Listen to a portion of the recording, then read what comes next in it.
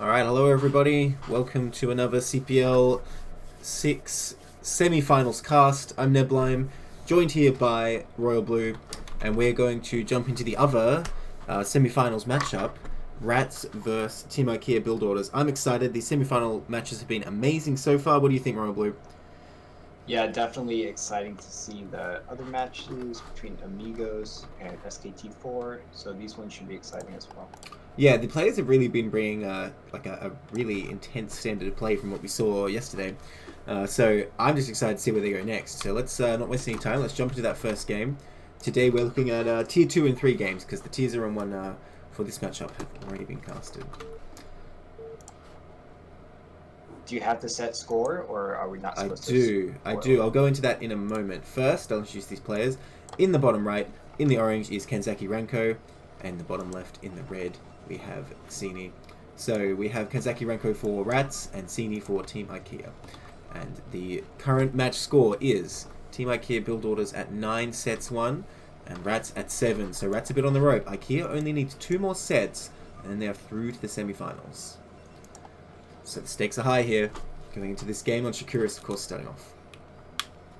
Yeah, so representing Rats, we have Kenzaki Renko and Sini representing IKEA Build Order. So it's going to be imperative for Renko to, win this series to keep his team's hope alive here to win the semifinals. Yeah, absolutely. So TVP on Shakuris, what do you think about that? Yeah, there's definitely a lot of bases on this map. The big high ground in the middle also can be critical to control with mines potentially. But I think a lot of times you see the Protoss having map control and controlling that middle and then trying to run down onto the side expansions that the Terran has kind of fortified. So we might see some of that in this game depending on how long the match goes. Yeah, I think it's easier than it looks for Terran to split the map, because really you just have to occupy like 2 screens worth of high ground, and the job is basically done, which isn't actually that much. Oh, interesting, he's going for this wall here. Can you wall one depot here? I know there's other spawns you can do it, but I never tried it here. Yeah, I don't think this will be a complete wall. I think a probe will be able to get in and potentially even a zealot. But I think he'll build his depot to the right, and then he'll at least have a sim city. So we'll see if this is a complete wall. I don't think it blocks the ramp. Oh my Oh, goodness. what We the? played 2 racks. Yeah. What? Okay, now this is getting crazy already. Unfortunately for Renko, this probe's going to show up almost right away. I can only assume that what Renko's doing here is he's going to go for an academy, get stim medics, and hit with a ton of tanks as well. But I could be wrong about that. He could just go with the marine medic only. He could just go marines only. I have no idea what's going on. Is he expecting Nexus first? But this wasn't even an 8 racks, right? This is an 11 racks, and then another racks. Well, I guess it's a full wall now, but there is that gap. Yeah, I think he might even pull some SCVs and go with just Marines here. Maybe. I'm not sure. I haven't seen a play like this. So yeah, he might wait for stim and do a stim timing, but these early 2 racks definitely something Cini most likely hasn't been preparing for. So I mean, my God, good. when you sit down, you're like, oh, I have a TVP to play. You're like, all right, I better prepare for that 11, 12 racks. Like, marine pressure, no. No gas yet, by the way, so I think you're right that he's just going to go with SCVs. But the problem is, it's a totally normal build. Goons are very good against this, and he has a ramp. So I don't see how this is going to work out exactly. Yeah, we see that Zini is going for goons and range, so he's playing this pretty standard still, not getting flustered and going for a zealot or anything like that. And it'll come down to, can his Dragoon micro against these Marines? Because, theoretically, Dragoon with range and even now dropping a second gateway, he should be able to micro very effectively against these Marines if they're unupgraded. Yeah, I think this is exactly what you need. Like, you just have a fast range timing, and once the range is done, the goons are just partying on those marines, right? Oh, that SCV can get taken out. Oh yeah, especially with this ramp. If Cini can hold the ramp as well, that could be very effective for him. But here we see Renko is moving across the map. He's got around 5, 6 Marines, and he's pulling some SCVs now. Not quite the SCV drill you'd like to see, but there's... Oh, this Dragoon! This Dragoon in so much trouble, gets surrounded by Marines, but it is able to retreat to the right. I think he mineral walked these SCVs. Yeah, look, they've actually been clipped on the minerals while that scout was in his base, so he can't hold the ramp here. No probes trying to block. These Marines are just going to walk right up in here, and even if goons pop, they might do a lot of damage. Kenzaki Ranko taking gas behind this. Oh my gosh. Yeah, shield battery goes down. There's only 1 Dragoon in production right now, so just not a lot of Protoss on the map right now. A bunker going down in the Protoss main. He does lose that Dragoon on the wrong side of the ramp. And Wow, now this he's only is doing this about is one pretty round. brutal right now. Actually, Cena looks like he's in a lot of trouble. He might lose a lot of probes here. Fixing that gateway, it's going to take a while to take that down. But if this bunker goes down, these probes are not going to be doing much. SCV does get picked off. Nice job there by Cena. Oh, that bunker Yeah, is he's so trying to do around the close. units that are going to pump here, but he's got to stop this bunker from finishing. Oh, and Ooh. there it goes. Oh dear. Well, the probes can retreat though. They don't have to engage. This Zealot actually coming out, which is actually kind of useless against this. Range will be complete in a moment though, so you can chip down that bunker. But the probes engaging and getting slaughtered by these Marines.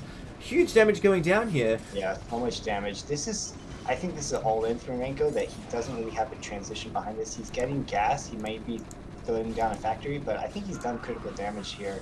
He's got the Marines in that bunker that he can micro around. Oh my god, that And pylon. he's got good, yeah, location on about these pylons, that he could try to focus on these pylons here and put a lot of trouble on Zini. Well, he has been bleeding a lot of Marines that are rallying in and fighting on their own here, so he might be in a bit of trouble. And see, now that range is done, this goon can do a lot. Even if another goon doesn't make it out for that pylon dies, I feel like Cine can almost hold just this. We saw Renko take that gas, but hasn't put down a factory. I think it's a pretty big mistake here. But hey, that goon is going to die. Very sloppy by Cine. Leaves it in range of the bunker. That pylon's only getting lower and lower. Oh my gosh. Yeah, but losing that goon, it was imperative to keep that alive to just try to pick away at that bunker. But now losing the goon, he's only got 2 zealots left, and that's not going to be enough to deal with this bunker. Yeah, we see units going all over the map, maybe looking for a hidden base. He takes out that pylon, but another one finishes just in time, so these gates will remain powered. Yeah. And here comes the factory for Renko, so he is teching up behind this. Looks like he's even sending Marines all over the map to try to scout for an expansion even. But with a bunker in your base, this is pretty bad for Protoss. He's definitely not thinking about taking an expansion right now. Yeah, I mean, that's the thing. Renko had made a couple more SCVs, but he did lose some as well. I would like to see him continue making them while he's putting this pressure on Protoss. Oh wow, he's actually just hitting that Zealot. It's not far up the ramp. But yeah, if he was continuing to macro behind this, I'd say he's looking good because he's really just delayed Protoss, but he has not. He's just kept rallying Marines. But hang on, suddenly there's actually a bunch more Marines here. Is this actually enough to just overwhelm these gateways? Yeah, Zini keeps losing units to this bunker, which is very unfortunate for him. And now, like you're saying, there's just so many Marines in the Protoss base. I really can't see a way back for him to like repel this attack with the Marines right on top of this production. Oh, that shield battery doesn't have power. I just realized. Oh my gosh. Range did finish before the. Too, yeah. Yeah, before the pylon went down, range definitely finished, right? Yeah, I think it did. Finished. Oh my god, that goon taking so much damage though. Another pylon trying to go down. I think it's in range of the bunker even. The bunker is like, in 10 years, these gateways will be killed by this bunker. All the probes coming in though. Very nice job there, hitting those Marines. You don't want to walk in there and get torn apart, yeah. Oh my gosh. But how many probes are going to fall? Here's the siege tank with siege mode on the way as well. Oh, so that will be a nail in the coffin if it arrives. And he's got the bunker in an ultimate position, denying any gas mining, and Zini is very gas starved right now. Oh my gosh, he can't make any more goons, can he? Oh my god, more Marines showing up. One of these goons extremely low, but did recharge its shields at the battery. Man, why do these Marines have to spread out their attacks like this? They're being so ineffective right now. Yeah, can you actually target fire from inside a bunker? You cannot. You cannot issue any orders to the bunker except to load and unload. Okay, these goons finally starting to chip away with range now. This is what they need to be doing the whole time. Only one of them hitting, but will take that bunker down relatively quickly. And, of course, as I was saying, it will leave all the Protoss buildings on, like, 5 HP instead of killing a single one. And our bunker is about to fall. Hey, gets that pylon, which is nice. And the gas. That's value. But, yeah, I think this attack is finally over. Because I think Cine should be able to hold this ramp pretty easily with 4 Dragoons. But at what cost?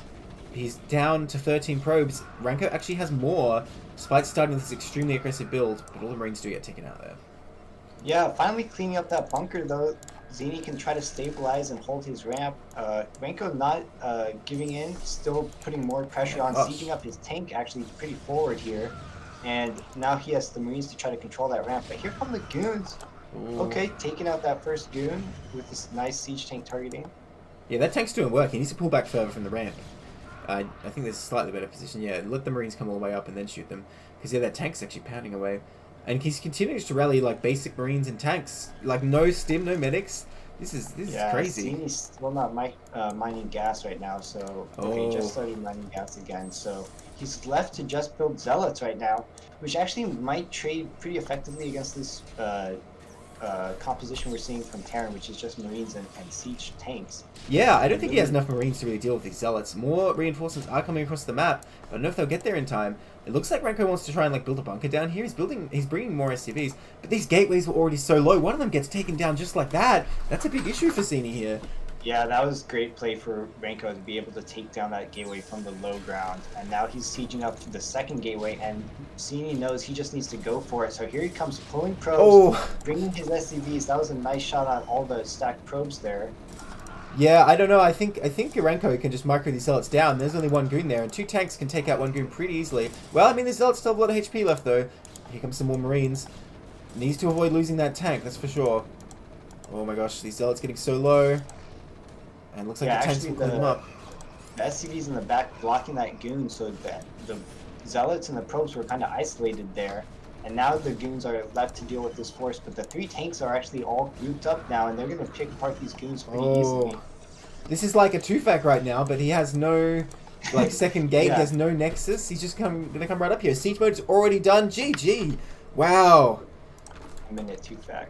I gotta say, Renko taking that in style. That was a crazy way to play it, and it worked beautifully. I guess, like NCX is saying in chat, oh, is this still playoffs? Look, sees Bunker and Protest Main. Yes, it is playoffs. Yeah, what a game indeed, Thesis. That was amazing.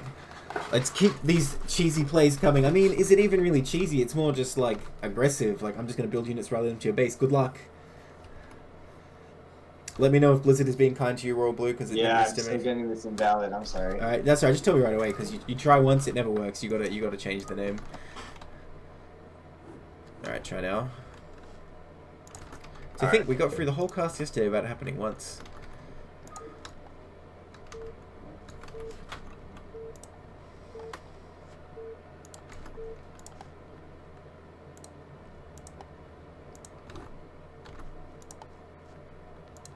In the 12 o'clock here, in the white, we have Kenzaki Renko, currently up 1 game in this best of 3. In the bottom left, we have Cini in the red again. So, game 2 here on Silphid. I mean, if he wants to do the same strategy, Silphid seems even better with no ramp. Yeah, I was just going to say that. We'll see if he goes for something crazy again. Even so, the Protoss could decide with no ramp, this could lead to some Zealot aggression as well. So Yeah. that could metagame out this kind of 2 racks play. So we'll see what these guys come up with here for game 2 on Silphid, but it definitely should be, I would say, a more standard game. This is a more standard map than Shakur's Temples, I think. Sure, but when someone asks me about Shura's Temple, I wouldn't say it's good for building 2 racks and just getting in the Protoss space. It might be different, but I wouldn't have said different in that way. Look, if Cini goes for a Zealot here, I think that actually really favours 2 barracks, because if you have a proxy gate, and then you show up and there's 2 barracks in Terra Main, you're just like, oh dear, because they're producing Marines 2 at a time, and they're really going to be able to defend themselves and then counter. But it looks like Cini not being crazy going for any proxy, and I don't want to say anything about Kenzaki Renko, you know, who knows what's going to happen. He's going for a wall right now, it looks like. At least he's going to be able to place a depot below this one and then racks at the very bottom of his choke. And he should be able to wall off, which will protect him from any kind of Zealot play. You know what, I didn't think about it before, but this is a really good depot. Okay, he's going to go for the wall. But you can actually put the barracks to the left here and you have a nice SimCity too. So that depot lets you do anything, really. Yeah, you're right. If he did get somehow like pylon blocked or something like that, he could just float his barracks or just place it right there to the left of that depot. So that is a good place for the starting depot, and I will actually like walling in this matchup. And here we have Renko taking his gas as well. So he may go for a more standard play. A deviation, yeah. You know, Renko's always played a bit differently, if I recall. I remember casting one game of his at TBZ where he, like, from the start, he was just going, like, air units the whole game. Like, he had battle cruisers and, like, and Wraiths and stuff. So, I guess he's just not going to fit the mold. He's not going to match Cini's preparation here, right? Honestly, Cini had a solid opening last game. It was fine, and I liked his reaction getting the second gate, but it's just so hard to micro in this situation you're not familiar with. Yeah, and we also don't know what the lag was like for these players. True. I did see in the first one they were talking about, oh, it's fine now. So hopefully they were able to get a good latency and they're going to be able to micro in this game as well. Yeah. We do see a Zealot first, which maybe that's a reaction to what he saw in the last game. But when he does scout this wall, he's most likely going to be pretty unhappy that he produced a Zealot. Well, hopefully he can here's cancel. He may see it in time to cancel here. if he has the wherewithal to do that instantly. Okay, he sees the wall. We're going to see a cancel, because, yeah, I think the Zealot is basically useless now. Oh, it's going to finish, though. Unfortunate. But Marine coming right out here. Kanzaki is not shy. Oh my gosh, where's he sending that barracks right now? Yeah. Okay. So much for that Zealot being useless. If he's okay, I think he's going to fix it. I think that was a mistake. Okay, never mind. Everything's fine. Just a little hiccup there. Yeah. Maybe a misclick or something. But we see a factory going down for Renko, and he's only mining gas with one SCV, so most likely he'll be going for a Rax expand here, or a factory expand, I should say. And he's only produced one, now two Marines. Vulture first coming out here. Okay. I think he should be able to get it out before the Goon comes to his natural. Although, I was going to say... So you go. 2 gates for Zini again, so maybe a more aggressive play from our Protoss player here. Yeah, I mean, I don't mind getting the 10-21 after you just played a game like that. Maybe you're thinking, okay, well, if this guy does this kind of strategy, maybe I can put the pressure on. Look at this. Getting this Vulture first with no bunker. 2-gate Goon actually seems very scary here right now. This Vulture is going to be able to push the Zealot back. But now the Goon is on the way. What's he going to do against this? Yeah, we'll see how he reacts with this Vulture. Does he go for a run-by? Does he try to fight this Goon head-on? I don't think fighting this Goon is really going to work. No, I agree. So far, he's taking out the shields, though, at least. But yeah, without a bunker, this could be very deadly. But actually, Renko is slowing down a proxy. Here he's actually kills the Goon. I didn't know 2 Marines and a Vulture beat a Goon. I really would have thought the Goon would win. Well, it wasn't ideal focus fire, though. The Marine was low. Oh, but look, he's going to take out the Vulture. Very nice. Here comes the bunker now. So the bunker is around 2/3 done.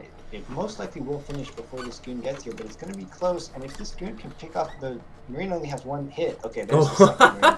Saves the day. One dies, another is already born to take its place. Yeah, this proxy, by the way, I like this kind of strategy, but I don't know about doing it after the CC, because it's going to be quite late. But that said, Zini is not really, you know, thinking about this possibility. He's just rallying all his Goons. Even if you just get one unupgraded Vulture into the main, it can do serious damage.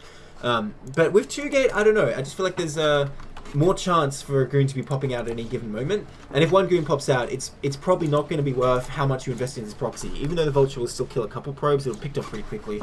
So I don't know if Renko's going to build up a bunch of them. He's getting Vulture speed, which I love. Maybe he comes in with 2. Yeah, the Vulture speed is a big one, because this 2-gate Goon pressure that we might see here, you maybe would have wanted siege mode, but he is definitely investing in this Vulture run-by, and getting the speed is kind of doubling down on it. So hopefully, for him, he's going to be able to get some Vultures into the Protoss base and do some damage here. I actually like this play to proxy a factory, but it's definitely a risk that he's going to take, that he can keep this first tank alive without siege mode and try to drive off these Goons, because you definitely don't want to be repairing this bunker for this long. Oh man, this is scary as hell. Using this tank, oh my god. Okay, he's not going to commit fully. Using this tank with only 2 Marines in the bunker and no barracks to land seems very risky to me. If he really wanted to kill it, I think 3 Goons could accomplish that task pretty easily, but he's already taken a bit of damage now, so he needs to be a bit careful. But yeah, you know what works really well about this? The fact that he didn't have that bunker for a while and lost some units in the front really compels Protoss to send all his Goons, and now the Vultures are coming in. Yeah, it's like the bait. It's like, look, I'm weak. Oh no, I hope you don't send your Goons to my base. That Goon not blocking the entrance. Oh, almost. He does react, but just not quite in time. And now we have these speed Vultures getting into the probe line, and actually another Dragoon does pop, so these Vultures not going to get free reign in here, but they do get a few probes before they're all taken out. One's still going. One Vulture's still alive, yeah. The repair continues at the natural. Yeah, I mean, good value so far. Look at the probe counts comparatively. Like 31 SCVs, 21 probes, soon to be 20. Oh, this actually was well worth it so far. And he can keep building Vultures here. I mean, Sim doesn't know it's there yet. Looks like it's actually going for a little bit of a push. With just 2 tanks, I don't know how I feel about this. I'm not sure it's actually enough. Go on top of here. There's actually no Marines left. And now the SCV is taking some damage too. So we'll see if Zini decides to just go for it. Oh, but there's the siege up, so this is going to buy him some time, I think, from these ranged Dragoons. They're going to have to pull back. Yeah, and he is continuing to make Vultures that proxy. Zini not sending any Goons to the front still. Wait, what just happened? Oh, was he accidentally attacking that? Oh, I didn't see that. I'm not sure how that Dragoon died in the middle. I think a probe was accidentally like A-clicked on it from before or something. I'll have to look at the replay after, but yeah. Just more value there from the disorganization, right? And honestly, Renko's position looking really good here. I just think his defense was weak at the front, but there's only 3 Goons here. Sini, you could say wisely, keeping a lot of Goons back in preparation for the next run by. But that means Renko's picking off a lot of Goons here. Yeah, Renko playing very aggressive. He's forcing his tanks even farther forward. He's getting an armory, adding on a second or third factory actually at this time. And so this is kind of a standard transition. We don't see any engineering bay. We don't see any academy though. So he could be kind of open if Zini had done a different build, but Zini just going straight into, it looks like 2-gate obs with Yeah. One thing goons. is though, he got the vultures in his opponent's base, so if it's DT or Reaver, he would have known. Mhm. So he can kind of cross that off. I think it's a good corner to cut if you're going to cut a corner. That's a lot of tanks. Yeah, I think that's a good call as well. Maybe these speed vultures provided him the scouting he needed to, yeah, cut that corner in his build order. But here's a fourth factory going down, so he's looking, I think, to put on some more pressure here. He does have these 4 siege tanks, but there's really no anti-air out on the map yet. Yeah. The first Goliath now is going to finish. And here's the vultures going in for another run by, but Zini has kind of wised up and he's got some goons to prevent this into the Oh match. my gosh, that was beautiful aggressive mine placement. Really pushed those goons back, but I don't think he's going to quite get what he wants to get done here. Well, he runs in. That goon not blocking the entrance again. Only one vulture makes it past though, and it's about to get taken out. So yeah, I don't think this was worth it at all for Renko. Well, he gets 1 probe. There you go. Yeah, I don't think it was worth it that time, but the first time paid for itself, and it's worth it to try again at least to. And he did get into the main again, and he scouted. He at least saw that shuttle. That's true. So that might help him as well decide if he wants to go for an engineering bay at any point here. Yeah, Renko adding more and more factories here. Definitely looks like he wants to go to a 2-base push. And you know, those Goliaths, I mean, he can deal with just a shuttle and zealots. It won't be pretty, but he won't be totally victim to it, I think. He doesn't have any Marines left, does he? Wait, what happened to the Goliath? He did make one, right? Or did he cancel that? Oh, in the main. Yeah, he has in his main. Yeah. The factory is actually floating down to this bottom left corner. We'll see if he decides to try to land it in the Protoss main. That would be pretty exciting. But Protoss taking a 3rd base now at another natural location here in the bottom right. So this has actually been a quite delayed 3rd base, I gotta say, from Protoss, taking it, you know, at like 9 minutes. Yeah. Both these players playing a little bit more 2-base heavy, going for the big army as quickly as possible. Not really teching up so fast. We do see a Citadel going down for Zini though, so he will most likely look to add on some speed zealots. Yeah, I think I like the fact that Zini's kind of keeping his eye on the prize and still expanding after all that pressure though. Some players you see they kind of just get locked into this and forget that's what they even need to do. But definitely this is what Zini wants to do to pull ahead here.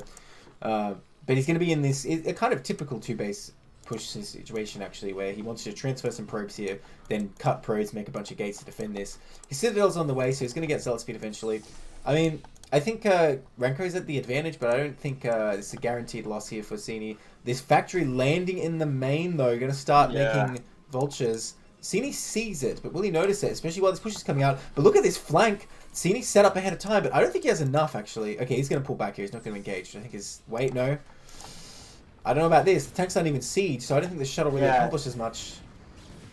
Well, it does keep the tanks from sieging up, but there is 3 Goliaths, which could easily take out that shuttle here if he's not careful. And there's actually no 3rd base right now for Renko, so there's no need to really deny this position. If he were to do a fight here, he kind of doesn't. He doesn't need to, basically. There's so many tanks, so many factories for Terran. Protoss can definitely just try to buy time. But yeah, that was a big volley there from the siege tanks, taking out a lot of Dragoons. So now there's only 2 left retreating, and they're heavily damaged. And here we have the vultures in the mineral line of the main for I wasn't even looking. They killed that goon as well. Factory really worked, and now Zini had to pull all of his probes from that main to his natural, and he's still trying to clean up this vulture. There was these vultures that were built in the main. Yeah, you know, that's funny, because even though I looked at it and I even mentioned it, the exact same thing worked on me that worked on Zini, that I was looking at the push. Yeah. So, damn, strategy, right? Task right there from Renko. Exactly. And now he's pushing across. I don't think this is necessarily a good move, though, because it doesn't look like he necessarily has the critical mass of Terran units right now. He does have some tanks and Goliath, but and while he's able to siege up a good position, there is a lot of Protoss out on the map right now. Look at that rally. I mean, these mines make me very nervous, but other than that, I think Terran has what he needs. Let's see about the drop. I mean, those 3 Goliaths will make short work of that shuttle if they focus fire it. Oh. And there it goes. Yeah, not the best drop there. I think only unloading really 1 Zealot, and Yeah, now he's definitely Ooh. Renko is in a pretty much chokehold position on this game because he does have siege tanks so close to the Protoss net. And there's really just a lot of Dragoons here, not those kind of speed zealots or anything else to deal with these tanks. And so the tanks are just going to slowly creep forward here. The third base going down for Renko. And yeah, he's in a great position. There's not a lot that Sini has as far as counterplay to this big tank push. Yeah, Renko really dominating here. I think he's about to push forward and end this because there's only goons left here. Zealot speed is done, but I see one Zealot. I mean, one Zealot can drag a lot of mines, I guess, if you do it just right, but I don't know. And there are a lot of mines around these tanks. I mean, there's even one right next to that one. I don't know. It's going to require, like, the biggest mine drag ever seen. Sini's starting an Arbiter Tribunal, but I just don't see this game going long enough for it to finish and him to get an Arbiter out here. Here he's pulling a bunch of probes from his net, but he's going to lose this Nexus if he's not careful here. And there's a third base up for Protoss, but it's getting scouted right now. So many probes fall into those tanks, by the way. One tank coming across to this third base, but there is some gateways here. Maybe you could pop out a DT and keep this alive. Actually, you know what? That tank is no threat at all. I take it back. But Sini may lose his main. Dude, that barracks, that factory is still landed. So annoying putting that pressure on while this push is continuing. Yeah, here we go, and the Zealot is on top of the tanks. Can it mind drag? No, it doesn't look like it, and it looks like those goons all just kind of evaporated there to the tank fire. And now, what does Sini do here from this position? He's lost his net. He does have a third or a second base now, but that's been isolated, and it's going to get sieged down too eventually here. His shuttle with 4 Zealots, it looks like it might get taken out as well. Yeah, there it goes. So more and more units just being bled dry, and I guess he can try to hold his main for now, but Can he though? I don't know. It looks like Terran actually has enough to come in here. Terran actually trying to hit this yeah, you're right. Too, but there are DTs out. There was one that got killed by mines. This other one doing its best. I mean, if he takes out those tanks, so he can't hit these cannons yet. Ooh, a lot of mines being laid, but to be honest, okay, I was going to say it might help the DT, but they go off just too soon. They do keep that tank alive. One goon versus one tank. I don't think that's a winning position for the Protoss. Yeah, I like this play by Zini here, trying to hold this base with these 2 gateways he's built over here and DTs. I think it's just too little, too late right now. I don't see him.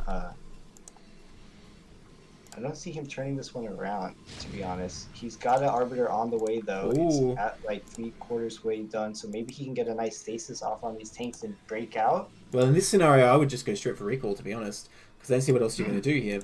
And you know, recall can always work wonders. Well, look at this depot. That's an interesting depot. Do you see it at the bottom right fake high ground? Oh, the DTs continue, by the way, taking out yet another tank. Yeah, and the third base for Renko just now getting saturated, so he did kind of delay his expansion timing to get this big push out. So maybe that's a way that Zini can win if he just... This is what happens when you have no comsats. These DTs are going to town. Yeah. Oh, there we go. The first scan comes up, takes out that DT. I don't know if he made any more. No, he did not. Ooh, okay, yeah, we saw those comsats just finishing up, so that was definitely late comsats here for Renko. Extremely. But I guess he correctly called that that's not what he needed to win here. But now the Arbiter's coming in. Look at this. The unit's getting right on top of these tanks without any detection. Oh my god, this is huge. Scans now, but it's too late. Is strong. Wow. Tanks just dying without firing pretty much a single shot there. Yeah, that was a great move by Cena using kind of the element of surprise there. Really nicely done. But he does have to get through this entire minefield before Renko can reinforce. I mean, what does Renko have at home? Not that much. All of his forces down here in the bottom right. Oh, a lot of Zealots getting bedded into mines. They really didn't need to, though. And so Cena's force is a lot less formidable than it could have been. But I know. I'm sorry? I think there's potential for a counterattack here.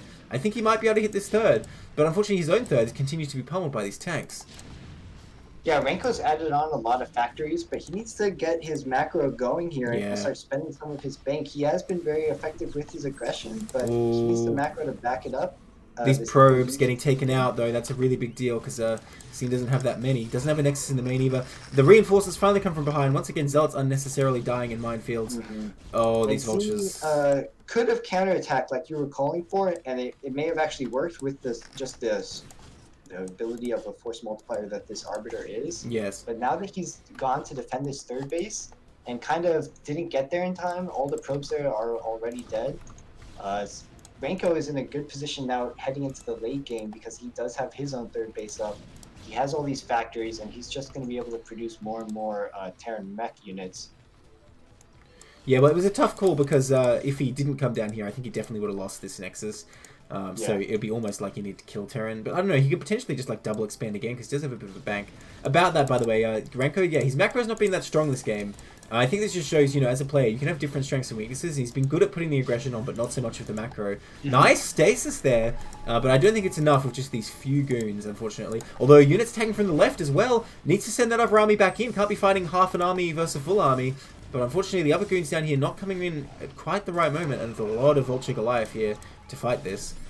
Well, I don't know. And Renko doing a great job getting his science vessels out in time to not take too much damage to these arbiters. Having these 2 science vessels, he did get 1 stasis, but the other one out there to provide that. Hang on. Does Cini...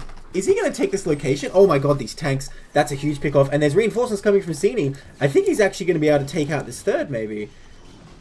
Yeah, he's done a great engage coming in from both those sides like you were calling for, and now he's got some zealots and goons into that resource line. Stasis ran out, though. Here. Honestly, those mines, doing the damage wasn't even important. They just physically blocked that zealot. EMP goes down, and you know, actually it looks like with that stasis running out, Renko will barely hold this location. But we do see Cini re-expand into his own natural. Apparently there's still a vulture there. And tiny bit of mining going on at the third. He just needs to transfer some probes, because he does have a few in his main, at least. Yeah, he's mined out in his main now. Both these players are actually, and we see Zini trying to expand to his natural now. He's got his third base Nexus that he did save, but it's not really saturated right now. So more, I think, lead going into Renko that he was able to hold that third base. Yeah, so I guess I shouldn't be too hard on Renko, because even though he's not doing a good job spending his money, he's doing a better job mining it for sure. And Cini is, oh, you don't want to lose that Arbiter. Oh, that's not cheap. Yeah, that Arbiter did get EMP'd. I think it had no energy, but losing an Arbiter at this time is definitely unfortunate for Protoss. You don't want to be losing units like that that are so long to replace. Yeah. And a big push out now from Renko going down to the bottom right, hoping to deny this base or maybe take out the probes that are mining there. So he's bringing a group of around 5 tanks, maybe a control group of vultures down there. And what does Zini have to kind of contest this? It doesn't look like he has much of a standing army. Is Storm finished? Well, he needs another Arb, right? Stasis the vessel and use Cloak maybe is the best way, but he doesn't have another Arb, I don't think. I don't think Storm is done, so that Templar is not that useful. I could be wrong about that, though. And yeah, hitting these probes right away. The angle of this natural really not favorable here. Oh, gosh. Yeah, these tanks are in a perfect position here, able to take out all those probes. And now, what does Cini do? He's only mining at his nat, I guess? But he's getting this base shelled down. He's going to die very quickly here. And he's got a science vessel, so these DTs are not going to be as effective as they were before to try to save this base. Yeah, I mean, the only thing you can do is try and counterattack, but what little units does he have? And he has no observer, and Renko's done a great job laying a huge minefield here. Oh my gosh. A lot of damage going down these units already, and there's just a few Terran units here to pick up the stragglers, and I think it'll be plenty. A lot of vultures coming in as well. Renko working his way in there. Yeah, GG. Renko going to take it 2-0.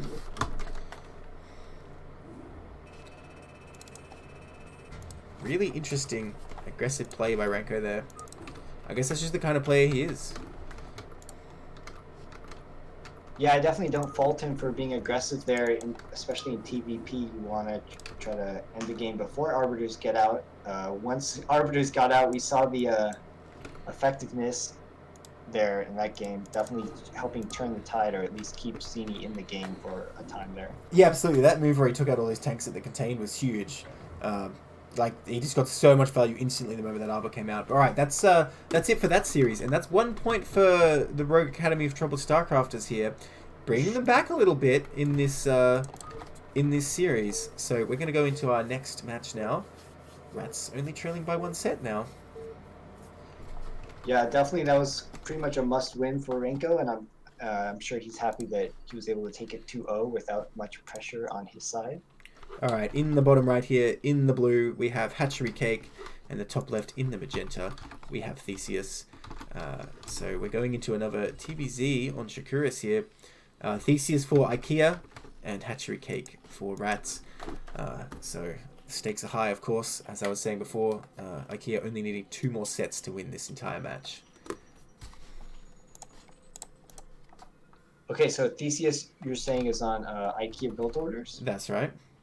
Yeah, so we'll see what kind of build he goes for here. I'm not too familiar with Theseus or Hatchery Cakes, I've but seen seeing Hatchery this Cakes map, before, but I can't say I've seen Theseus play. Have I? Theseus, you're in chat. Have I casted any of your stuff? And then tell me what strat you did when I casted you. yeah, tell me how you played Theseus. Yeah, yeah. we, No we're gonna spoilers see for it this soon game enough, somehow, but though. yeah, don't ruin it. But Hatchery Cakes now looking to most likely not uh, go for an early pool and instead getting that overlord. So most likely trying to expand here. And yeah, Theseus playing very standard as well, getting that spiny boat in base. Yeah, well, Not here's the looking to thing. wall or anything. On this map, I don't think it's very easy to do cheese because you can't build the 8 Rex in the center. And like as far as they're concerned, well, it's a 4-player map. It's not like the rush distance is particularly short. 9 pool's always going to be a bit risky. So it really kind of lends itself to the normal openings, I think. Well, if Yeah, Kenzaki you're right. Ranko... Sorry to interrupt you. If Kenzaki Ranko was here, though, he'd probably be like, no, what are you talking about? Yes. Yeah, that 11-13 racks is actually the best build on this map. Oh my gosh. Here we have a gas being going down for Theseus though, so most likely he will be going for a factory play, maybe even a mech or some kind of wraith play as well. Possibilities here for Terran. We don't Yeah. really see. Okay, here's the drone scout coming out into the bottom left. So hopefully he's able to make it up to Theseus's base before the Marine is out there to deny the Zerg scouting. Because Zerg's going to need to see this refinery or at least check the expansion timing for Terran. So he's on top of what's coming out here from Theseus. I fully expect that we'll see a Goliath build here. I don't think we're going to see any crazy Wraith shenanigans or anything. If he did go 2-port Wraith, though, I kind of like it cross positions. But I don't think that's what we're going to see. Just my guess. Yeah, well, you know how I feel about the Goliath build, so that'd be definitely interesting to see. I would like to see it, but we have the SUV is being pulled off gas right now, so that does look like it's leaning towards going mech. And Yeah. Hatchery Cake taking that expansion, getting up to lair tech as well. So most likely, I think we're going to see some Mutalisk from Hatchery Cake, but we'll see. Yeah, I Theseus think is scouting everything. I think it's a bit weaker on this map though, going for that 5 factory push, because look how far you have to go. Like it's a really long way away on cross positions, and you know, if he goes Muta, there's going to be chances for them to counterattack, or if he's going Hydras, they can potentially abuse those ramps. Like there's a lot of options. Now it is a 2-hatch opening here, so I think Hatchery Cake compelled to go into at least a few Mutalisks here. I really like the style where you just get like the minimum amount of Mutalisks to make a bunch of turrets or something, and you go straight into Hydras. We'll see what he has planned here. Very safely getting that creep colony. Going to be ready for any vulture shenanigans. Very nice.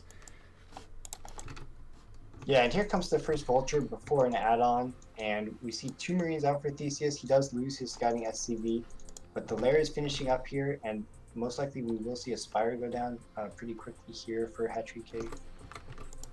Yeah, you can't really... Yeah, okay, there you go. I was going to say, you can't really go Lurker here. It's like technically a thing you can try and like surprise Terran, but if they see it coming, it becomes very weak, so pretty much forced into Spire, but who knows, that's probably what he wanted to do anyway. I'm sure Hatchery Cake isn't sitting there like, ah, oh, damn it, I have to make Mutalisks. Damn. When I picked Zerg, I didn't want to make Mutalisks. Yeah, then you picked the wrong race, because you pretty much have to make Mutalisks in this match. Oh, that drone is very brave. It sees the Vulture, it's like, yeah, I can do it. Oh, wait, no, maybe not. That hurt. So, very nice for that Vulture denying the third there. That's a pretty big deal. Making a second Vulture here. We don't see a third one just yet. In fact, this doesn't look like he's going to make one. No shop coming up, though, which is a bit of a mistake, I think. Oh, no, there it is. There's the third one. Okay. Wait, what? Another brave drone actually makes its way to the third base location and might actually start a hatchery over here. Oh, so very nice. It does start an unscouted third base, which is exactly how you want to respond versus mech, I think, is try to get a fast third. But hang on. He's gone for the 3 Vulture variation here, and there are no Lings in the natural. They were just like chilling at the other end of the map. Yeah. He could get a really deadly run by here. Oh my gosh, he's going to go for it. Yeah, the reaction time's going to matter here. Can he block the ramp? And it doesn't oh, look like he's in. time. In with 2? Yeah. Oh my gosh, this is serious. This is going to do Critical. big damage. Oh my god, and just when he was about to make his Mutalisk as well, gonna force a pull down to the natural, but I think he can keep harassing there. I don't think the Sunken actually covers the ramp, does it? Oh, actually no it does. Still though, this is pretty severe. Yeah, and actually these vultures can shoot down to that nat mineral line. Can Yeah, they? if they get over here Oh. to the right, if they go closer, they can shoot down into that mineral line. But Oh they're my just gosh. content to start shelling this gas. And they have Mutalisks are on the way though, so these Mutalisks will be able to clean it up. And actually, all things considered, Hatchery Cake did not lose nearly as many drones as I thought they were going to lose there. Yeah. So some nice reaction here, and here are the drones actually maybe trying to drill these vultures. I think they're just going back to work because the Mutalisk are out. And like, not the best focus fire from Theseus. Gets one more. Oh, I think it's one more there. Well, look, I think the damage you got was good in terms of disruption because there's a lot of mining time lost there. But yeah, it didn't actually kill that many at the end of the day. I wonder if you can try and run behind the natural here because there's like a bit of space. And if you had 2 or 3 vultures there, you could actually kill a lot of drones before they take you out, maybe. Yeah, actually, you can do that, and it's actually very effective. So, too bad he went into the main this time, though, and didn't really get a lot done. Now we have the turrets here at the net going down, so they're going to finish up kind of just in time, it looks like. Yeah, I didn't even realize they had an eBay. I was looking for it. Oh, they're going to deny this turret. Range not quite done. Oh, it just finished. You know, range finished like the frame before those Goliaths took their first shot. So didn't waste timing. Yeah, didn't waste any time getting that early, right? You got it exactly when you needed it. So this is not that many Mutalisks though. A couple more coming out. And looks like Hatchery Cake not throwing down a hydrogen or anything yet, just continue to make mutas. You know, he's going to get that third base up though, so he's going to get out of the gas to pump out quite a lot of them. Here's the thing though, you can move out pretty early if it's only mutas. You can actually put a pressure on the space. Wow, look at this, a 4th base coming up. Honestly, I love this from Hatchery Cake. Just try and eke that advantage, knowing that Terran is really far away here. Try and power up before the push. I think it's a good way to do it. Yeah, Hatchery Cake adding in a sunken colony as well, or a creep colony. What are you building under there? Okay, he's hiding his depot with an eBay here, and I was like, what is it? Oh. Yeah. Okay, but we do see an upgrade is about to finish. +1 on the armor for our Terran player, so this may signal a timing for the Goliaths to move out. And so it's going to be up to Hatchery Cake to decide how they want to respond. Do they want to counterattack into the main, or are they going to try to deal with this Goliath force with Sunkens and Mutalisks? Now, the Goliaths are crossing through the center of the map, so they're making their way over to Hatchery Cake's side of the map. Hatchery Cake actually throwing down a second Spire, so signaling that they'd like to stay onto the Mutalisk play. And well, with 2 Sunkens... I don't think 2 Sunkens is enough, but at the same time, I think he could crush this force if the Mutalisks were there, but the Theseus knows the Mutalisks are in his main. I mean, he's not being super aggressive, to be honest, so I think this is a mistake from Hatchery Cake.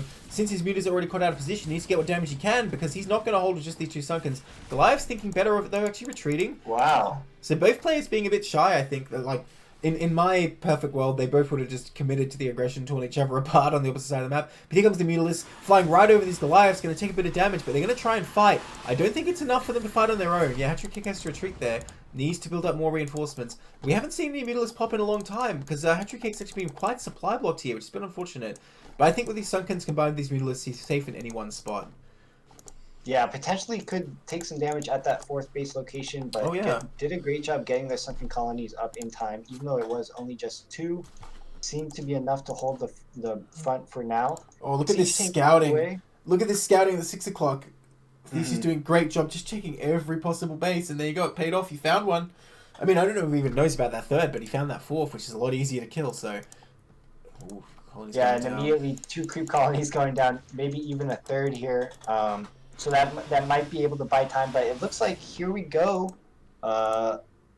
Theseus might move over to that 4th base location now with their Goliath army. Hatchery Cake still not making many additional Mutalisks. I'm worried the count is very low here. He has a lot of gas banked up and hasn't been able to spend it. So his army's looking weaker and weaker, to be honest, when there's so many Goliaths down the field, and 1 tank could be enough to pummel down on those Sunkens. Yeah. Or at the very least, he can commit the mutas. Yeah, these Sunkens are buying time, but there's not enough drones behind this for Hatchery Cake to really macro out of their bases. They have a a lot of gas banked up, but they do not have a lot of resources, and they're spending all of their minerals making more Sunkens, which are good against Goliath, but just as we know, like horrible against siege tanks. So the siege tanks are making their way to that fourth base location, and they're going to start sieging it up. The Yeah. Muta's going right on top of the siege tank, and they're going to try to focus it down, Well, and there you they go. do. Ooh. But at what cost? I mean, I guess Yeah. it's enough Sunkens. Well, okay, Theseus doesn't think so. He doesn't think it's enough Sunkens to hold this off at all. He's going to go right into the Goliaths, but I don't know. The Sunkens doing a lot of damage. They're quite good against Goliaths. The Mutalisks, however, are all going to fall. You know what? Maybe Theseus has enough to power through here. Looks like he was right. Yeah, Theseus with enough to break through to this fourth base and is going to take it out. That being said, Hatchery Cake went up to 4 bases very quickly, so they still have 3 bases. They're That's technically true. still up a base, and they have a decent amount of drones, so maybe they can try to regenerate their army and come back in this game. Theseus, though, taking a 3rd base behind all this, up to 5 factories, is going to have that +1 on the attack kicking in here pretty soon. Yeah, so I As think well as Theseus some done a tank. really good job macroing here, by the way. We see his bank's very low, whereas Hatchery Cake has this, like, 1100 gas he hasn't been able to spend. So that really showing the difference here in that Hatchery Cake wasn't able to hold off that push here. And now Theseus kind of just sweeping the map looking for more.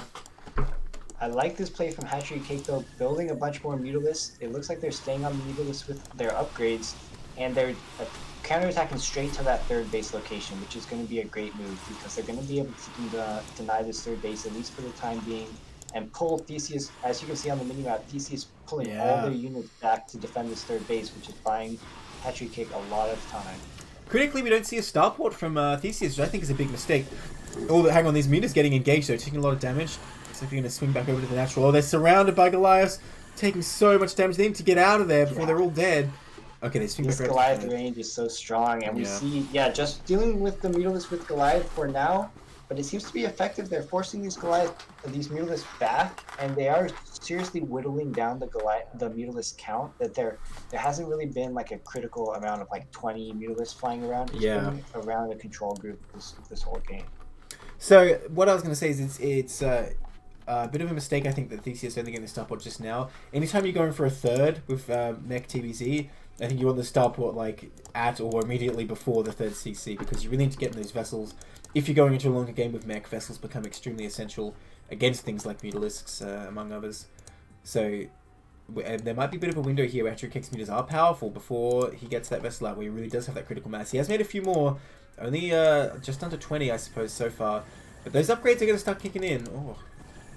Yeah, I think you're right about the starport for sure. Getting them and getting the upgrades as well as the science vessels is critical for if you're going into a third base right style. Because he's stuck on 1-1. I didn't even think of that. Yeah, absolutely. Whereas Zerg is working his way up to 2 Truths Mutas. And look at this counterattack. This actually looks scary as hell. So many Mutas coming in here. They're just going to evaporate those SCVs if someone doesn't show up to stop them. Oh my gosh. What a move. Yeah, this is great play from Hatchery Cake here. Finally getting out a critical mass of these Mutalisks and now able to do a counterattack and force, again we see Theseus pulling all their units back on the map, and they just basically got a whole SCV line eviscerated there, which is pulling Hatchery Cake. Oh, he ain't done. He ain't done. He's coming for the next round. Not even caring about the damage of these Mutalisks. There's so many of them. You're not going to take them all out before your SCVs are dead. He's going to focus his turrets. Like, he needs to be careful now with a bunch of Goliaths coming back to reinforce. But he's just focusing SCVs, and you know what? This might work if he's able to build an army again back at home and defend. Oh my god. Now's where they fly to the 3rd base and take out all the SCVs over there, which looks like exactly what they're doing. Oh my god. Here to defend, but this is brutal. Theseus now has to bring all their Goliaths all the way around. As you can see on the minimap, they're like, the terrain of this map is preventing the Goliath from protecting this base effectively. This is kind of like what carriers do, to be honest. They like abuse the cliffs. Oh, but the Goliath's engaging them now, getting a lot of damage on. Hatchery Cake looking away for a moment, I think, there, and taking a lot of damage, but I think it was still ultimately worth it. Now we're in the situation where Terran has a very strong army, but if Hatchery Cake can just kind of hold on for a while, I think he's going to be in an advantaged position. Yeah, this is a lot of 1-1 Goliath, though, and there is a good group of siege tanks with this army as well. 2 siege tanks kind of out of position outside of Hatchery Cake's natural, and they're going to get picked off by these Mutalisks right now. Oh, but what were they doing there? I think they had sieged up initially, and then when Theseus had to pull all their army back, they just didn't bring their siege tanks. Okay, a lot of mech coming across though, and I don't think there's enough Mutalisk yet. Irradiator's on the way. This could be a bit of an anti-timing for Theseus attacking before Irradiate's ready. And you know what? Actually, these Mutalisks not shy. They're going to get straight in there. The Goliath's not engaging all at once at first. Is it enough? I don't know. It's hard to tell. That's a lot of There's Goliaths. just so many Goliaths coming Yeah. across the map, though. Oh, and he And retreats. yeah, Theseus having too much here at the point of attack Run right away! now. Oh, so much free damage going down. Oh my gosh, he just lost like 8 Mutalisks for free. Oh my gosh. And the few that are left trying to pick off these tanks, but I don't know what chance they have. Yeah, we do see another base here for Hatchery Cake going down, but this base might actually end up being the most exposed base of all of them because there is no Sunkens here to defend this 4th base location.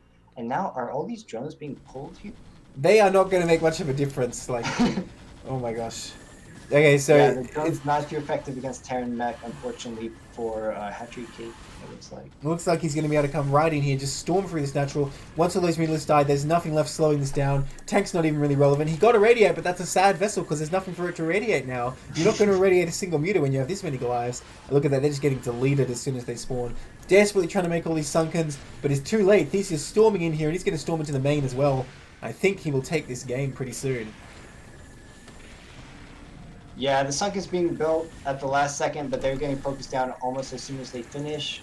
And as soon as Theseus gets up here into the main, he's going to be able to reset the tech for Hatchery Cake, take out that Hive and the Spire. GG. Called. Yeah, so really nicely done by Theseus there. I think Hatchery Cake had some good ideas, but just the macro was not that good behind it. He constantly had this huge gas bank. I don't know if it's a matter of like when he got the 3rd gas was too soon, or like he didn't make enough drones, but one way or another, something needs to be sorted out there.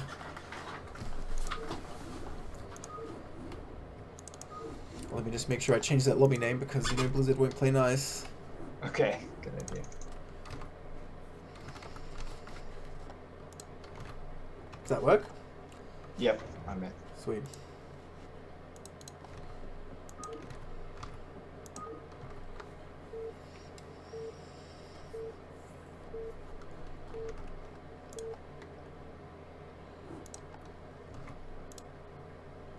Alright, in the 12 o'clock, in the white, we have Hatchery Cake. And in the bottom right, in the magenta, we have Theseus. Currently up 1 game. Trying to bring this game home for IKEA build orders. We'll see if he's able to do it here on Silverton in game 2 of this best of 3. Yeah, so Theseus going mech in game 1, which I like to see mech play, so that was always fun to watch. We'll see if they go for something similar in this game. There is some good play for mech that you can wall your main easily on this map, and you can also take a lot of gas bases. Well, I think the main consideration here is that Bio can be a bit painful against 2H Muta with that like terrible choke you have at the natural with the cliffs next to it. Mm-hmm. So if you're going to go mech, you're going to go mech on this map, I assume. Unless he was just mixing it up on Shakuras, but I don't know, I expect we'll see mech again. I mean, this takes me back, this is just like CPL 5, where every game was Terran doing mech build and Zerg dying. Maybe that's how it'll go again. Not getting that wall so far. Yeah, not going for the wall. I'm not sure why you wouldn't want a wall if you're going mech, but maybe they are going for bio.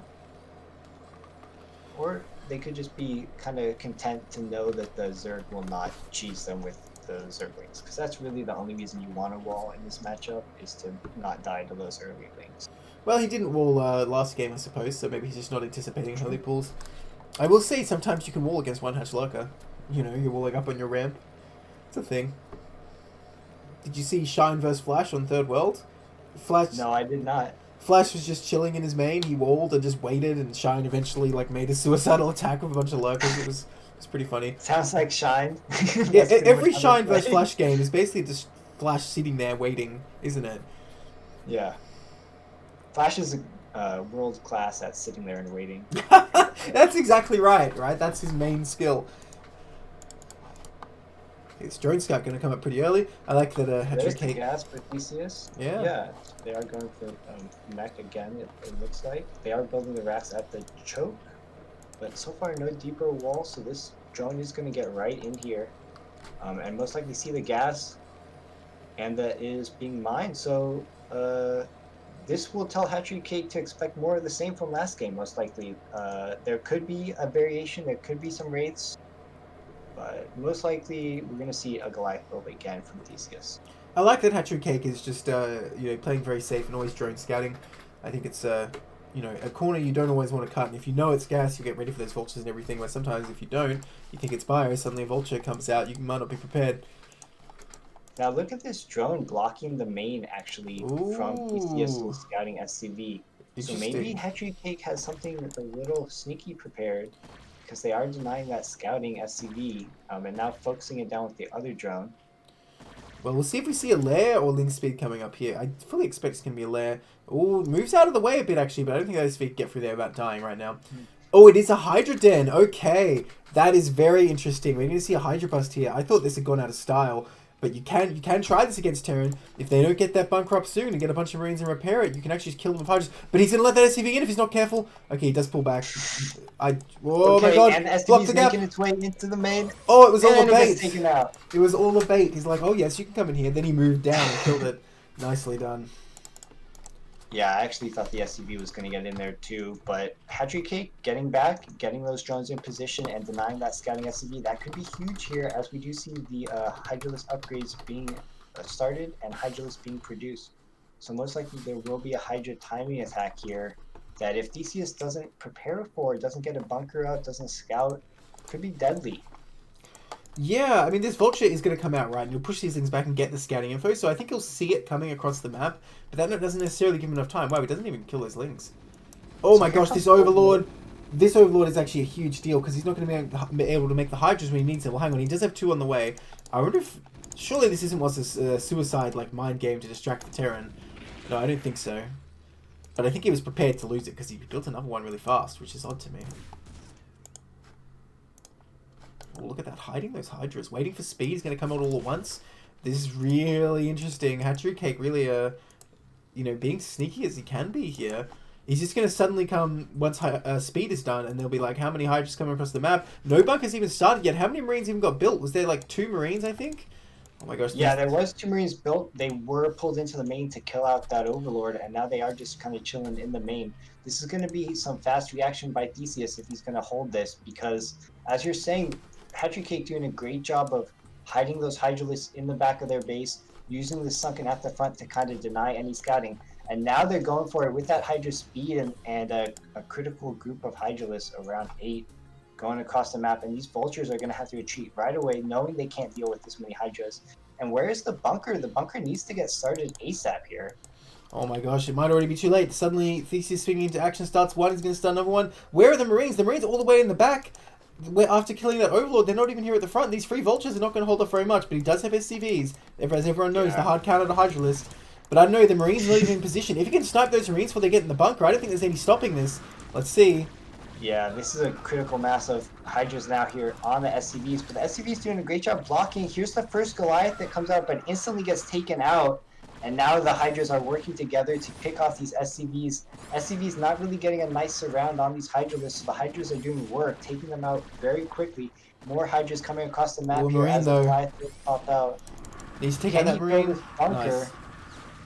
I mean, with these SCVs going to work, he's actually cleaning this up, and I don't know, I think Hatchery Cake overextended by running right in among them there. He did some damage, but he didn't quite finish him off, which he really needs to do, but more Hydras are being made. He can potentially come in for a round 2 here. Rip that Goliath, rip that Hydra. So yeah, really, not as effective as it seemed, even though he had the element of surprise, the SCVs just got such a good surround there.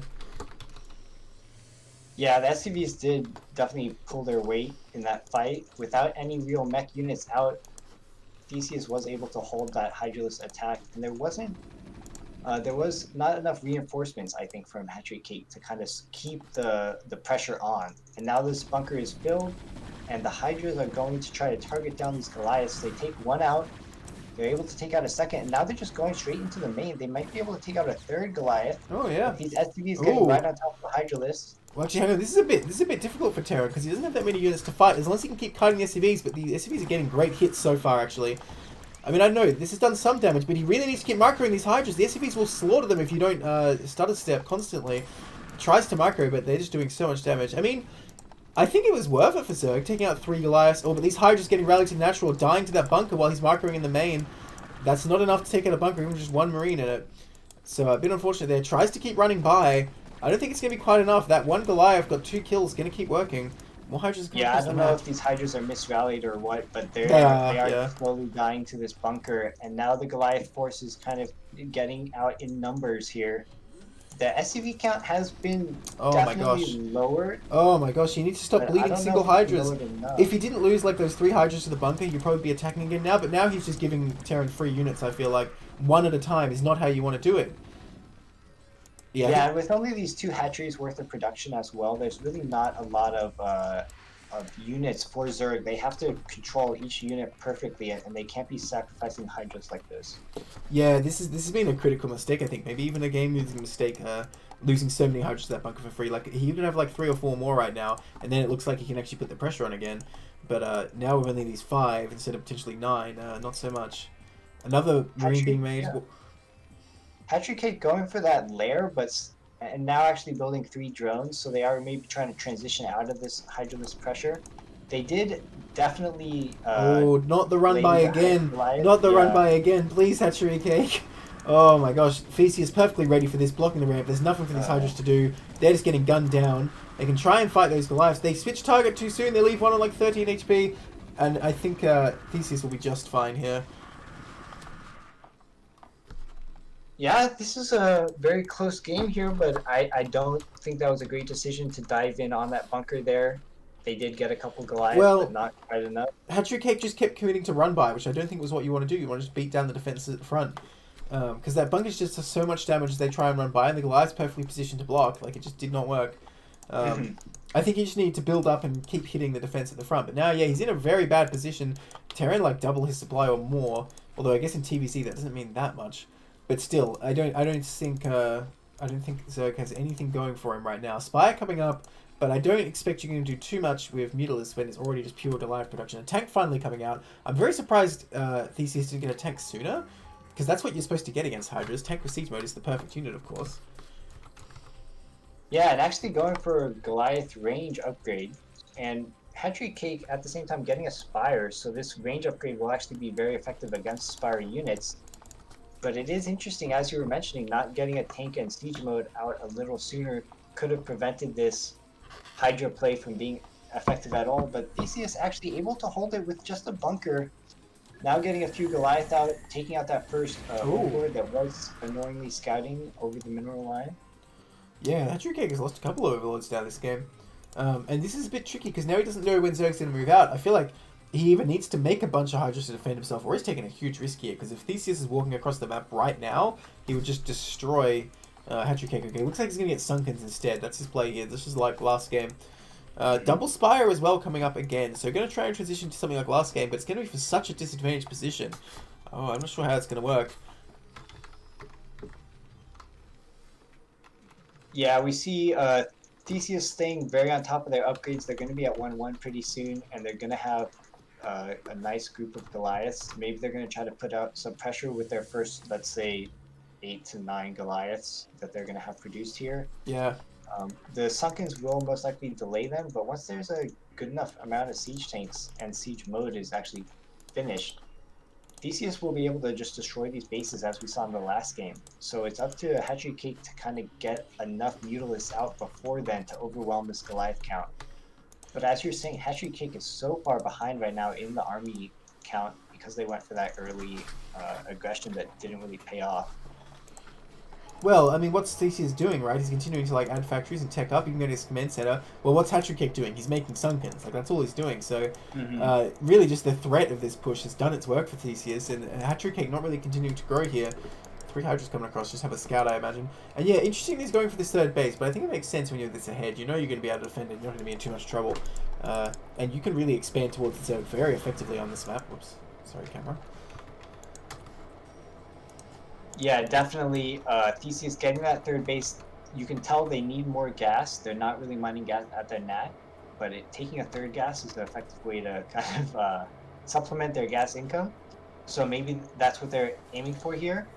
They do have a pretty low factory count for the time being, but that could definitely explode once they take a third base.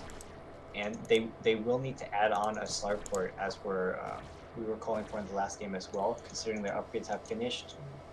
But they don't really. They have scanners. Do they know exactly what Hatchery Cake's doing? We see scans going off. Oh yeah. They got on the Mutalisks, so they must know that the Zerg is sticking on Mutas.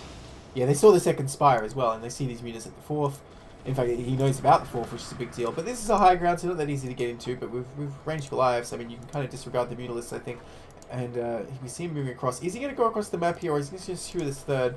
I think he definitely has potential to pressure the Zerg, but I guess the problem is the moment you move out, if that counterattack starts like last game, that'd be brutal.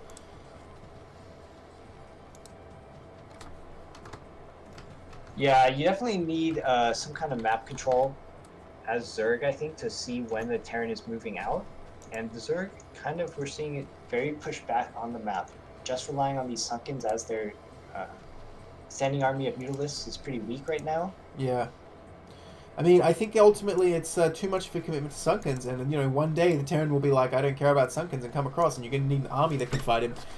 Continuing to build Mutalisks here, the mineral gas balance is a bit better because of that mineral-only base this time, but the drone count is still very, very low. Hatchery Cake really missing any chance to drone up here, and that's gonna mean the army will be weaker going forward. This is up to 62 SCVs, a great number for just having these three bases. Needs to transfer, but other than that, his economy looking really good. Starting to add more factories. He's just powering up. And look, here he comes with this mineral only. How are you going to stop this? The tanks will deal with the Sunkens. They're not going to do anything. Yeah. And there's so many Goliaths here. There's no way he has enough mutas yet. His 1-1 not finished yet, unlike the last game where he almost had 2-2 before Terran started their +2s. He's actually behind in upgrades this time. These tanks going to siege up, I think. Oh, or are they? Yeah, the factory count is pretty low for Theseus, but they have macroed out a pretty sizable army here. And I think it's going to be enough. If these tanks siege up, they're going to be able to take out these Sunkens pretty easily. Oh, but the Sunkens actually take them out because they siege just a bit too close. That's embarrassing. The Mutalisks come in for a very abortive attack, and then like, you know what? That's a lot of Goliaths. We need to get out of here. Oh, these Overlords getting taken out too, though. Oh my gosh, he's really not a loss. Hatchery Cake can afford, but he's on so few drones already. I wonder, could he just bust with these Goliaths there? Probably not. They're pretty bad against Sunkens. Yeah, I think with the threat of Mutalisks, the Sunkens are enough to hold the day against these Goliaths. Now, let's say the Mutalisks were out of position or go for a counterattack, then I could see these Goliaths needing to get some work done. Well, here's that counterattack. He's going straight in there again, just like last game. We'll see if he has enough Sunkens at home. That's a bit more turrets than last time, but that's still enough Mutalisks. They don't really care. And he's actually turning back. Oh, I think this is a mistake from Theseus. I think he needs to just go as soon as he sees this. And once again, we're going to see a bunch of SCVs get ravaged by these Mutalisks. A lot more exist already, though. Like, he was up to, like, 70-something. So he has to kill an awful lot to even things out. Still only 29 drones for the Zerg here. Well, Goliath's doing good damage as well. Yeah, Theseus pulling his whole army back now to deal with these Mutalisks and try to save the main. But the damage has already been done. They've lost a lot of SCVs from that main mineral line. Well, he needs to get out of here. Oh, yeah, Hatchery Cake does need to retreat, as you were saying, because they took too much damage in the last game. They lost too many of their Goliath. I mean, run! To these No! Goliath. Oh, okay. Well, he gets some out. Oh, he does not want to fly over and hit those turrets, though. This is not what you want when you only have, like, 11 Mutalisks. Oh, my gosh. No, he's going to lose all of these if he stays here. Yeah, not a good decision considering the Goliath count hasn't really been stopped at all now as this game's gone on. Yeah, so this is going to be tanks here. This is going to be just like last game. He's just like, alright, the harass is over, now I'm going to come kill you, and what you going to do? He really overextended there. Like, at first it seemed good, but then he just kept staying, fighting Goliaths, and then running into turrets with those very few Mutalisks. I hear tanks shooting somewhere. Oh, they're shooting a drone. Rip. Still only 28 drones for the Zerg. This is honestly, this is the main problem for Zerg. He's just not making any drones. He has no economy. He can't contest Terran with this excellent SCV production. Just coming in with this huge army. And yeah, they bought a lot of time, but those SCVs are just being replenished, and they didn't really do any damage to the army of Terran. So now Terran has such an overwhelming force, and these Mutalisks are badly damaged. Theseus with amazing macro here. He's basically not banking anything at all. I say that as he's going up to like 500. I swear he was on like 50 minerals a minute ago. But he's doing a good job macroing so far compared to his opponent. Oh my gosh, there's so many Overlords here for the killing. So many Goliaths here to pick off these Mutalisks. I don't think Hatchery Cake can hold this. Oh my gosh, they're forming the firing line. 1-1 is done for the Mutalisk, but it doesn't matter. Yeah, these Sunkens are still here doing damage, but Theseus just doesn't care. There's enough Goliath here that they're just going to be able to A-move through this net, and it's only a matter of time now for Hatchery Cake, I think. Losing this base could spell the beginning of the end here, considering they're losing all their meterless as well. And like you were mentioning, all those Overlords just kind of camping here. They're all going to get taken out very quickly here. Yeah, oh my gosh, it's like the jackpot. GG. Theseus going to take it 2-0. And when seeing game 1, I'm not surprised. Maybe we should put Theseus in tier 1, because his late game macro looked really strong there. Yeah. Alright, yeah, did I mention that we're doing tier 2? Oh, it doesn't matter now, you know. We can move into our next set here. So that's another point for IKEA, I believe, is it not? Yeah, Theseus for IKEA, so that takes them to 10 points. So they're very close to winning now. They need one more, and then they have the match, and they're through to the finals. I take it it's not working? Yeah, it's saying invalid pass. Yeah, I should have known.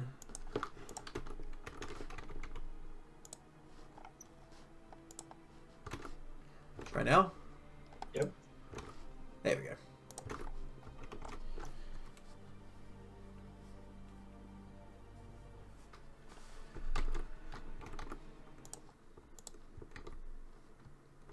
Alright, in the top left here, in the red, we have Magic Bullet. And in the top right, in the pale green, we have a bug. So we're going into another TVZ. A bug for IKEA and Magic Bullet for Rats. So Magic Bullet needs to win this to keep Rats' hope alive to get through to the finals. If a bug manages to pull it off... Sorry, yeah, if a bug manages to pull it off, then Team IKEA has won the semifinals. But just like the other cast, we're not going to stop casting there. We're going to cast every game, see how it turned out. These players will play for honor and see what the final score will be.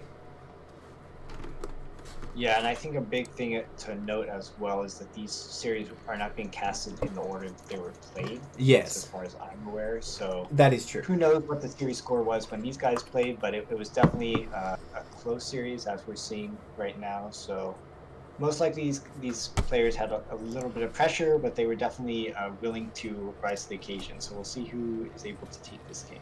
Yeah, I mean, for all we know, the score was 0-0 and these guys were the first to play, right? Mm-hmm. Because we're just going from replays, we don't know the actual order. Well, I don't think we're going to see anything cheesy again. It seems like we got that out of our system with Kenzaki Ranko, right?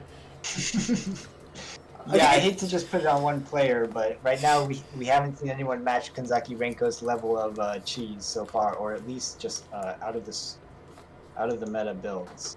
I think it's just a bit harder in TVZ, really, to pull anything off, because anything Zerg goes for, it's really just like, oh, I hope Terran doesn't, you know, have the defense for this specific thing, then I'll win, otherwise I'm just going to lose in a longer game. And Terran, like, what's their option? Proxy barracks, but you can't proxy on this map, there's no place to build in the middle, so really not much option here. Oh, Terran's sending the SUV Scout the first direction, so that's very lucky. Yeah, and the Jones Scout from A-Bug as well, going straight for the Terran's base. So these players, scouting workers, are going to cross each other in the middle of the map, and then they're going to head straight to each other's base. And what are we going to see for Magic Bullet? He hasn't taken the gas yet, just adding in more SCVs. So most likely going for an expansion here. And A-Bug already has taken their 12 hatch, adding on a pool and a gas. So pretty standard play from both these. Most likely we're looking for Magic Bullet to transition into more of a bio play. Yeah, seems like we will be switching gears from that mech, which is nice. I'm glad it wasn't all the same build. Very, very smart reaction there, getting that CC right away before the second depot. And it looks like it's going to be a 2-hatch build from a bug. Variation from the Terran, but not from the Zerg, it seems. 2-hatch builds are just the go-to these days. Is 3-hatch build even, like, valid anymore? Are we going to get to the point where, like, someone is like, oh, I looked up builds on Team Liquid, I'm going to try this 3-hatch Muto, and we'll just be like, no, that's outdated. Yeah. Is that where we're at these days with Zerg builds? I mean, it seems like nobody ever does 3-hatch. Yeah, I gotta say, I'm not too aware with Zerg builds, but I do say when I play mech, they play 3-hatch against me occasionally. Oh, okay. So well, to be honest, if you're opening mech, I think, as far as I feel when I play Zerg, I'm happier if I went 3-hatch already, but you're making that decision before you know, right? Yeah, I guess it depends on the scouting timing. Yeah. Oh, that is TV! Yeah, oh. picking off that scouting SCV. And so if A-Bug wants to, they could try to do some kind of counterattack here with their first Zerglings. There is no bunker up for Magic Bullet just yet. They have added in their second racks and Academy though, so this is looking very standard for Magic Bullet. Hey, what's up in chat, Marisu? We'll cuss your games later. We're saving the best for last. Okay, so these few lings not really going to do anything. Oh, he's going for a scout here. Interesting. Oh. Look at these SCVs. You see that? Doing like a little fancy turn as they came down to these minerals. Yeah, I'm not sure if they were just main-arding in a awkward pathing situation or if they were trying to fight that Zerg. I think they were just main-arding. That was really interesting. So we see the pretty standard Turret's Academy coming out. It is not a very long rush distance though. Steaming time can be deadly here. We don't see any safety sunken or anything coming out yet. Let's see if Magic Bullet wants to go for it. So far, not that many Marines have actually been produced. But you show up with a couple medics, does it really matter how many Marines you have? They can kind of just kill infinite lings sometimes. Mm-hmm. Yeah, and Stim now being upgraded, so we know how effective Stim can be on these Marines. Once they're upgraded, they can kill, like you're saying, a lot of lings. So these mutas are going to have to come out and potentially sunkens to buy time for the mutalist. A-Bug doing a great job though, adding on drones and continuing to macro up, while Magic Bullet does add in some medics to their bio ball. Did we see Ling speed? Oh no, it's not done. Ooh. So a bug actually kind of skipping that. I don't really like that at all. I think you should always get it. It's a very effective just to give the threat to Terran of a bunch of Lings showing up. First medic comes out, but it looks like Magic Bullet not going to try and move across the map too fast here.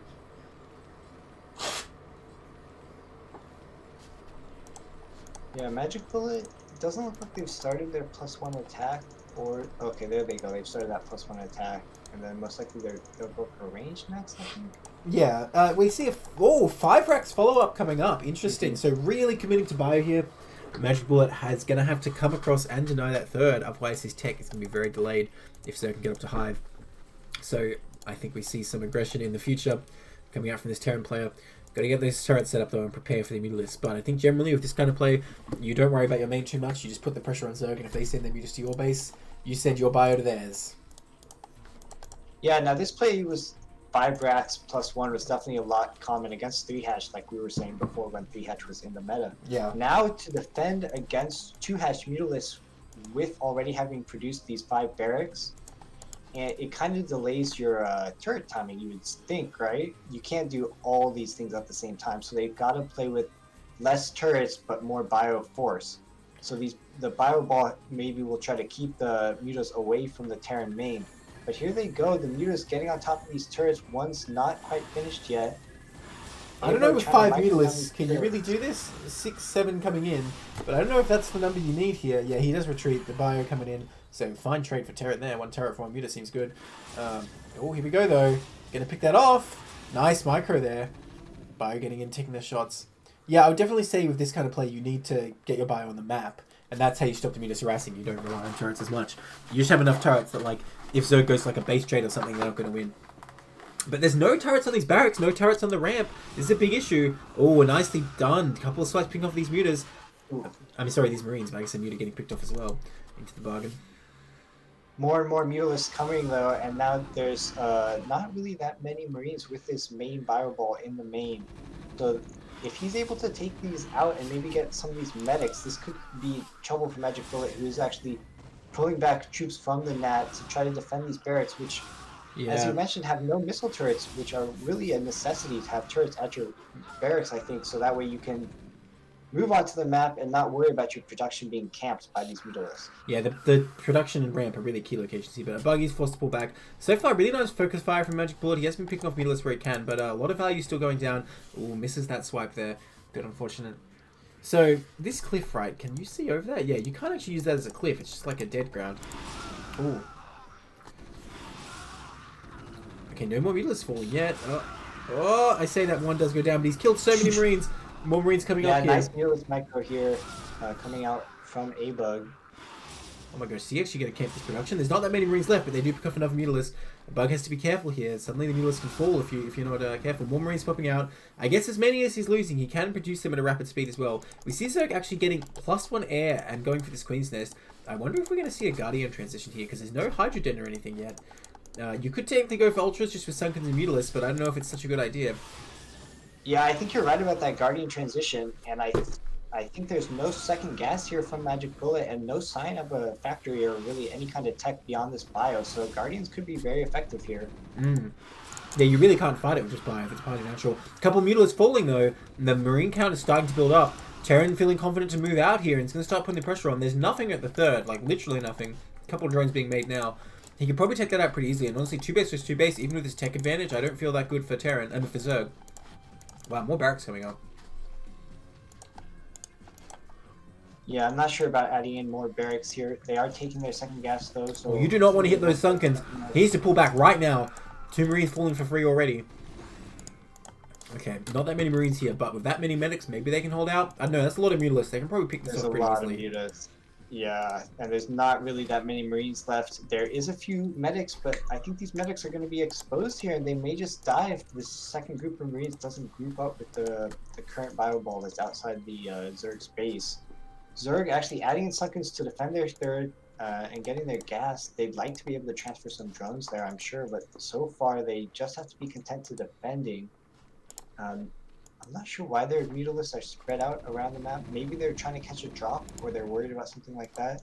But yeah, well, there if is he... no attack still from Magic Bullet. It would definitely be technically possible for Terran to drop out at this time of the game, but yeah, there's none left.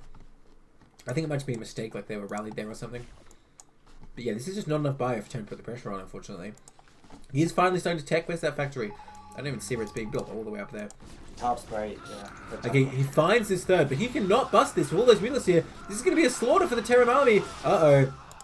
And now this bio ball going to get completely reset. This is a big deal. Zerg taking a really good lead after that. Yeah, losing all those medics like that is never a great feeling for Terran.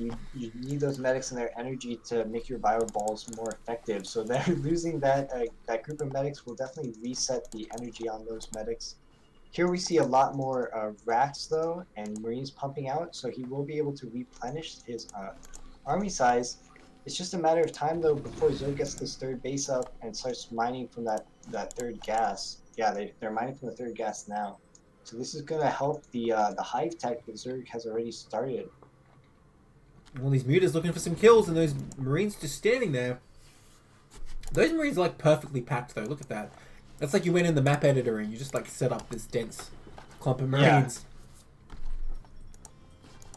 Yeah, so that's risky to put your Mutalisks in there and try to target fire. It could be considered like a juicy shot, but at the same time, with those Marines so close together, they'll be able to target down a Mutalisk pretty quickly, I think. Ooh, it's coming. The Great Aspire is confirmed as suspected. There may be one. Alive. Yeah, there may be one more bio push though that the Zerg has to hold before they get their Guardians out on the map, because here we see Magic Bullet is moving across the map with around 3 control groups of bio. Oh, look at this. He's getting Hydra upgrades. He's not getting Lurker Aspect. So it looks like he wants to go for Guardian Hydra and like do that push that kind of never stops. But like you say, this bio push coming out before that, the Mutas are out of position. This is actually a lot of Marines. They could bust those 2 seconds pretty easily, I think. No Lurkers there to defend.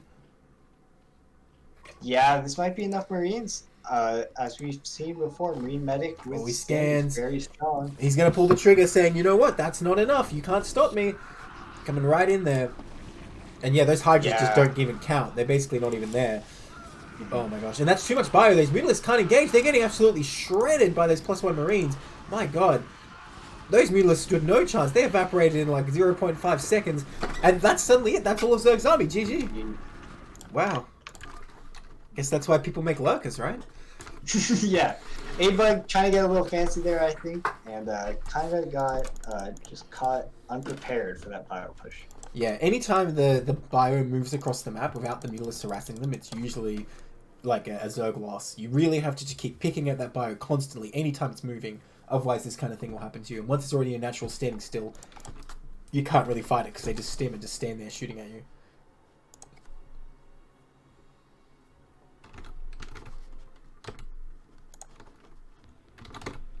In the bottom left, in the magenta, we have A-Bug.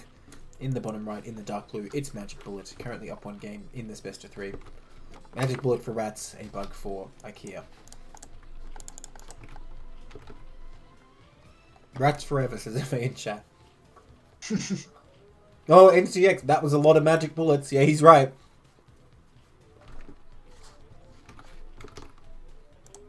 You know, another thing people putting on chats, whoops.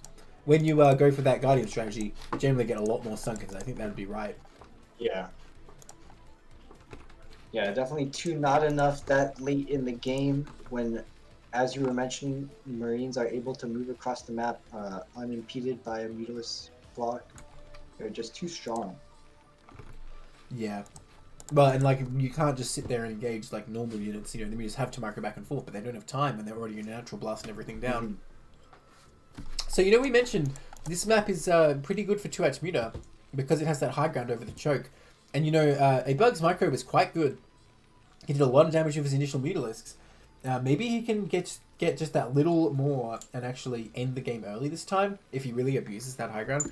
I'm looking at this depot position, by the way. Like I always say, I'm very picky on people's SimCity when I cast them. Why is this depot here? This is not where you want it. Why is that barracks there? Ah! Yeah, interesting play from Magic Bullet. We'll see what they end up going for here. I'm not sure why they would build their SimCity the way they have. Well, if they're going for gas, I only hope they're going for gas with this placement because it's going to be very weird if their barracks are all built in that kind of location. And you do want all your barracks together. Well, maybe they were thinking, yeah, last game their barracks were too exposed and they just want to put their barracks near their mineral lines. Yeah, so... that's not how it's going to work out, though. Oh my gosh, I'm trying to think back when I, you know, started in Frontier League. My base would look like an AI base and have like, you know, all different buildings in all different spots. Yeah. Like there'd be like 3 depots and a barracks over here, a barracks and science facility over there, you know, and turrets trying to cover the whole thing. Yeah, no gas so far for Magic Bullet, and it looks like they are going to take their expansion here at 15 supply. So before they've even produced a Marine, because they were able to scout the Zerg, they are able to just place their first command center. Yeah, getting lucky both times so far, so very nice there. A bug saying in chat, they got supply blocked, okay, which slowed down their Guardians, they say.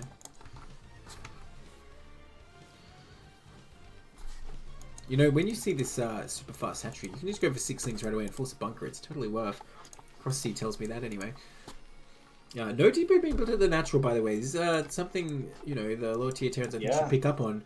Your third depot always should be at the natural if you haven't already put your second one there. When you go 15cc, you might as well just put the second depot there to help out. You have to build it anyway, so make it useful and block the natural. Yeah, especially with no ramp. I think you're right. A depot or a bunker in SimCity on the net would be very necessary here. Yeah, absolutely. Okay, so this SCV, gets taken out pretty much as fast as last game. Bunker going down immediately though. Magic Bullet just playing safe, and I think that's fine, especially when the SCV dies just like that. Another 2-hatch build, but this time he's getting the Hydra Den. Oh, I love 2-hatch Lurker Bust on this map. I think it's a very good map for it because that natural is not easy to defend for Terran at all. Although he's not now we see Magic Bullet going for their gas, getting an Academy. So the Academy will definitely help if it is a Lurker play. He's going for a stim timing here. Now, I'm not quite sure how this lines up for 2-hatch Lurker, but I would have thought if you move out, you're at the Zerg's natural. When stim hits, you won't actually like be able to get back in time for Lurkers, like if they're morphing on your side of the map. I don't know. I'm not sure. He could, of course, just kill Zerg with a stim timing before the Lurkers are ready, because this will hit before Lurkers are out. But I just feel like the likely scenario is you go across the map, Zerg built his Sunkens, whatever, you start walking back, but then the Lurkers hit your natural while your army's not even there. Oh, wait a minute, what is this? This fast eBay coming up. Whoa, this is weird as hell. 1 Rax Academy eBay. So, I guess going to get that upgrade faster with fast stim timing too. Not sure what the idea is. Yeah, me either. They're getting detection at least, so that could be. And Zerg going for a third. Man, this game is going off the track I thought it was going for sure. Wow. Yeah, the second rack's going down for Magic Bullet though, and they are going to try to transition into more bio. It looks like. How will that react well to these lurkers though? We're going to see, because I think you do need something besides bio if you're contained by lurkers. You can't really just push out with bio. Yeah, absolutely. Like, generally, you just go unsiege tanks to push them back at first. But the strongest option, of course, is drop. If you go for a fast drop against this 2-hatch Lurker, there's not much Zerg can really do about it. They either have to give up the contain, or they're going to have a hard time defending at home. But yeah, we'll see if he goes up to 5 racks again. No, he's going 2 racks factory, which is the best thing against this kind of play, actually. So he'll be pretty well set up. I just worry... Wait, where did he scan, actually? I didn't even look. Did he scan the natural and see the Hydras? I'm not sure. In fact, I think he did, because I think he's sending these Marines looking for drops. So I'm pretty sure he knows about the lurkers at this point. Oh, really? He did That's scan. What they're doing. Yes, Okay. he's trying to see if there's a bunch of Overlords and Hydras hanging around. You're like, okay, he's dropping, and you can prepare. Although the one spot he's not checking is the middle only. Maybe Zerg could come in, like, you know, behind the natural. But in any case, Zerg not actually dropping this time. I would like to see another bunker from Magic Bullet, but other than that, I think he's perfectly well set up here to be able to take up to that starport and really mess with the Zerg for this tech choice. 6 lurkers on the way, though. That's a lot. Where are the rest? Yeah, that is a lot. And I think there will need to be some kind of missile turret here at the net. Where are the others? Oh, they're on the map. Yeah. Well, additional bunkers at least. How many scans has he got?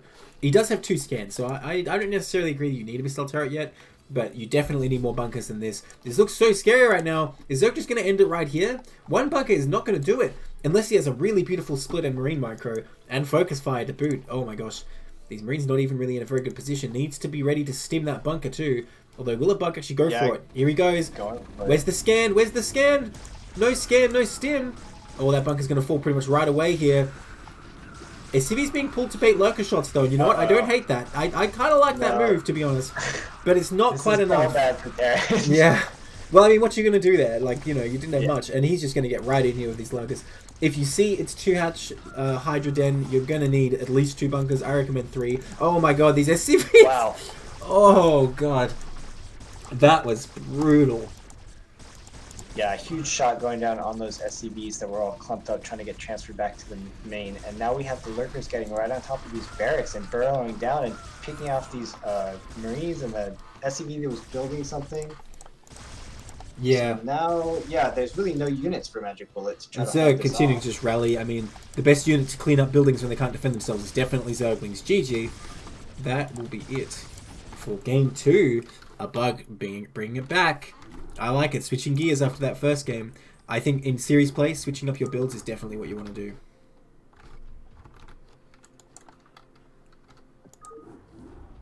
Yeah, very straightforward there. 2-hatch lurker play. The bug man did his bug thing. That's right, Barisi. That's right. Invisible bugs that can hide under rugs. Okay, I guess I'm gonna call lurkers invisible bugs now. There's Hate Boys, invisible bugs, submerged nuclear bombs, aka mines. Alright, going into game 3 here. In the bottom left, we have a Magic Bullet. In the yellow, in the top right, we have a bug. In the grey, tied up 1-1. A bug really wants to take this, because then his team will be through to the finals. But I'm sure Magic Bullet's not going to make it easy for him. Wants to keep Rat's hope alive. If Rats can win this one, then it's only going to be 9-10. It wouldn't be that bad at all. So, finally we made it to Circuit Breakers. We got a game 3. I like this map for Zerg, to be honest. What do you think of it? Let us, 2 Terran players, let us discuss, you know, how hard it is for Terran. And Protoss as well. No. Personally, I don't mind this map, TVZ. The middle area is so wide, it's kind of easy, I think, for Terran to control it. But right. Zerg can take another main pretty easily on this map. Well, the things I think about is the fact that you have these bridges means that Zerg can set up lurker contains, like not necessarily at the natural, just like around the bridges and the high ground and stuff, and it can be difficult to deal with.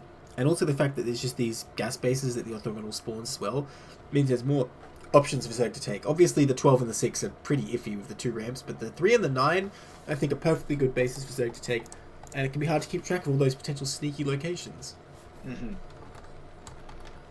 Yeah, just the sheer amount of gas bases on this map does help Zerg. There's a lot of options they can have as far as expanding. Yeah. I mean, Terran, I guess, also has a very easy mineral only, though. Oh, Magic Bullet, you're killing me with this barracks placement. Alright, I'll try not to be too critical of it. I mean, this is 2-2 plays, right? So, not everything's going to be perfect. I just feel pain when I see SimCities sometimes, you know? Yeah, so we'd like to see this racks closer to the ramp, right? Yes, exactly. You want all your production near the ramp and all your depots in the back.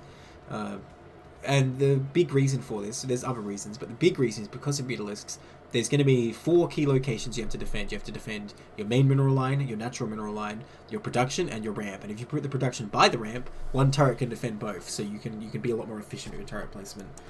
So that's a very important thing in TVZ. You know, if this was say TVP, especially when we see Neolus play come into effect. Yeah.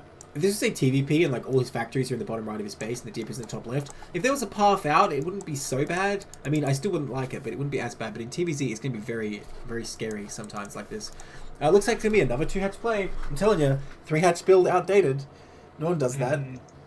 What's an outdated Terran build? Like 2x on one base. You know, that's the way 3-hatch is going these days. Yeah, some kind of one base build. Those Terrans go for that fast expand, and we see Magic Bullet as well going for a fast expansion here. Not quite as quick as the last 2 games, but still pretty fast, putting that expansion on location here after just producing 1 Marine. And now they get a full scout off on A-Bug's base, so they're going to see that the lair kind of hasn't been started yet. Yeah, it is actually late, isn't it? Where's that money going? What is he waiting for? Is this just a mistake? Could be a very dangerous mistake, if so. Because he's building up so much gas right now. I'm getting a bit worried for a bug here. Because he's not getting speed either. Okay, there goes the lair, but it's almost a whole minute late. This is actually a huge deal. We'll see if Magic Bullet can capitalize on that, especially if he's going for a stim timing. This becomes very difficult for Zerg. And you know what? There you go. He's getting the Academy on 1 barracks, so he could be setting up for a stim timing here. You know what? It sounds silly, but the extra distance those Marines have to go from this barracks in the back all the way to the ramp compared to if the barracks right next to the ramp really might make a difference if he does go for a bust here. Because that's another like 6-7 seconds. Yeah, so you're saying if they go for another stim timing as in the Terrans trying to bust the Zerg. Yes, like the 525 move out type thing. Yeah, that would be tough on this cross positions too, right? That is true, that's true. By the way, NCX dropping bars in the chat. I recommend you all keep track of that. Oh my god. He's talking about J-Dong, of course, I imagine. Okay, so this 3rd hatch coming up super early. And you know what, since he already like screwed up with the lair timing, I like that he's going for something weird like this. A way to kind of try and even things out. So honestly, I think, you know, once you make the mistake where you go from there, if you're going to do something like this, I think that's the way to go. Take a risk. And presumably it's going to be Mutilus here. Yeah, there's that Spire. 2nd gas coming up. Terran getting that eBay again super fast, actually. So the same build we saw from last game. Just not really sure what the idea is behind that. So he's not going to have a stim timing. Oh, Savior. Oh. Yeah. Oh, I see. That was the 3-hatch player, Savior. Right. I mean, J-Dong would go 3-hatch most of the time, right? Yeah, but J-Dong was never disgraced. That's true. Well, I mean, he's kind of washed up, though, these days. Am I allowed to say that? And, like, J-Dong fans are going to be coming here. Like, how dare you? He has honor still, so. Yeah, that's true. He has honor, just not, I don't know, gravitas. Anyway, back to this game. We have our own CPL version of J-Dong, a bug, trying to do his best. Spire's going to be late, but his economy is good, right? That's going to be the trade-off here. And so, Terran not coming across super fast, so you know what? It might not actually be that impactful. Just gives Terran a bit more breathing room, though, to get all set up, so it is a bit unfortunate. J-Bug, yes. Yes. So, was that like a legit title for Savior, God of the Battlefield, or is that just, you know, a specific thing? Oh, look at this Queen's Nest timing. Damn, is he going to try Guardians again? This is so fast. His Spire isn't even done and he started that. Damn. Yeah, this is really it is looking towards Guardians, right? Like, why else would you get this Queen's Nest so fast? I mean, theoretically, you could go super fast Swarm and be attacking the Lurkers, right? But, you know, I have a concern. If he starts +1 missile now, air weapons now, will he actually be finished by the time his Hive is done? Like, will he be able to start the Great Aspire on time, if that's what he's doing? Yeah, that's a great point, actually. We're going to see this upgrade try to race the Hive. I mean, the upgrade's at the head start. If he beats it, he'll be able to honestly, get a Spire. It looks like it's going to line up pretty well, so I shouldn't worry too much. Okay, the first 6 Mutilists coming out. Where is his army? Okay, Magic Bullet actually defending in the main here. And so we see, like we were kind of talking about, he did put all his production together, and he has turrets to defend it, but the big weak spot is still this ramp. Mutilists can really abuse Marines having to come back and forth through the choke and do a lot of damage. But A-Bug not aware of this just yet. Looks like he's going to try and come down to these barracks, and this is not where you want to send your Mutilists. Oh, pull Yeah, back this from is the there. most well-defended spot here. Yeah, for that's Magic right. You are Bullet. never getting any harassed on there. But he comes down to the natural. No bunker here.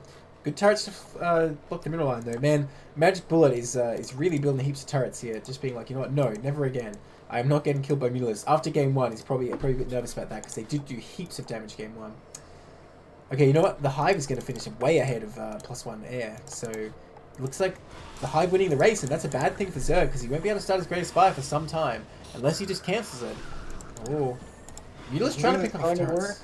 Yeah, trying Yeah. to pick off turrets at the net. They get one, and another one's down into red, and more Mutilists on the way. Some nice control coming out so far, and no vision over the that ledge there for the Terran. So those turrets were kind of sitting ducks. Ooh. Oh, big miss micro bug, missing several swipes and losing a Mutilist or two. That's a bit unfortunate. I mean, he has plenty of gas to make more though with his third gas. I guess he is going to wait for this +1 missile for the Greatest Spy, but honestly, I think it's a mistake. Oh no, he does cancel it. Here we go. Alright, it's time. It's time for the Guardians. Yes. Yeah, this third base getting up and kind of unscouted, or Yeah. Magic Bullet just staying focused on defense right now and throwing up a lot of turrets. Could come back to haunt them, as you were mentioning, all the gas going into Zerg's economy right now. Yeah. Well, here's the thing. Even with just one sunken there, if the Mutalists are there to defend as well, that makes a big difference. So I don't think it's necessarily like undefendable or anything. He scans it though. So Magic Bullet is on the move. He's like, no, that's not going to live. And you know what? We're seeing the same thing we saw in game one. These Mutalists not harassing this bio moving across the map. If Terran get in position without the Mutalists doing anything, it's very strong. And he's going to have a hard time defending this. But he splits his army. Some of it returning home. Not sure what's going on there. Oh, it's just rejoining these reinforcements, I think. Like maybe they all keep together. Again, these Mutalists need to be more active. Okay, they see the army moving out, or some of it anyway. They're going to be able to catch the tail end here, doing serious damage. No reaction from Magic Bullet yet. Okay, there we go. Ooh. Those medics keeping each other alive. Oh, there you go. Damn. They tried pretty hard to survive. They did for a second there, but now they've been taken out by those Mutalists, and this small group of bio is going into that third base location for A-Bug, trying to take out this Sunken, but the Mutalists are going to get back and able to clean it up. But how many drones are going to fall in the meantime? They don't take long to die. Oh, huge damage going down. Mutalists will clean it up, however. I mean, yeah, that's big damage. Yeah, that's a lot of drones to lose at this time in the game for Zerg. Getting this third base up was nice, but maybe one more Sunken, this base could have been easily defended. Oh my gosh, he's just morphing these Guardians in the middle of the map. Yeah, not behind the natural or anything. I mean, it might work. He's rallying the Hydras. This is what he wanted to do all along. This was his plan. And you know what, maybe it was tactical that he didn't finish off these Marines here. He's just like, okay, whatever, I'm going to keep these Mutalists alive. I'm going to come and support this push. And he's suddenly going to be hitting with Guardians and Hydras.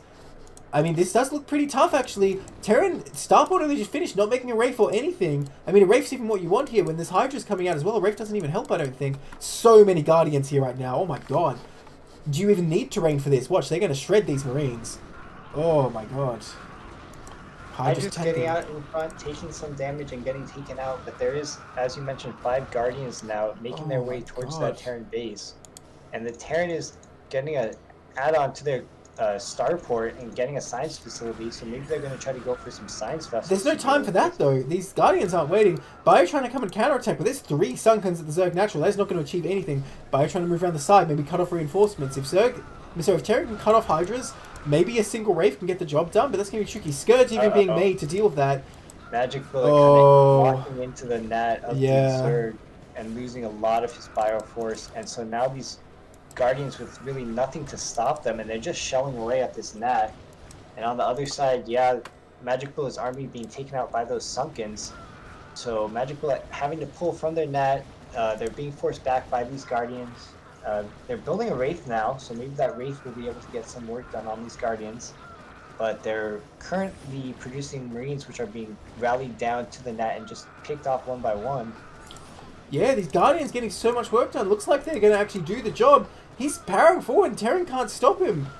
I think the bug's going to do it. GG. Yeah. Wow, keeping rats alive. No, wait, the opposite. The opposite. Never mind what I was saying. IKEA has qualified into the finals after that with that 2-1 win by Magic Bullet. That takes them to the 11 matches they needed. So our finals is going to be Amigos versus Team IKEA Build Orders. What a comeback story. IKEA was the bottom of the list in the main season. Like, their win rate was the lowest, and now they've made it to the finals. But like I said, the casting doesn't stop there. We're going to continue with IKEA versus Rats here. Let Rats have their final say to even up the score. So we're going to jump into the Tier 3 games now.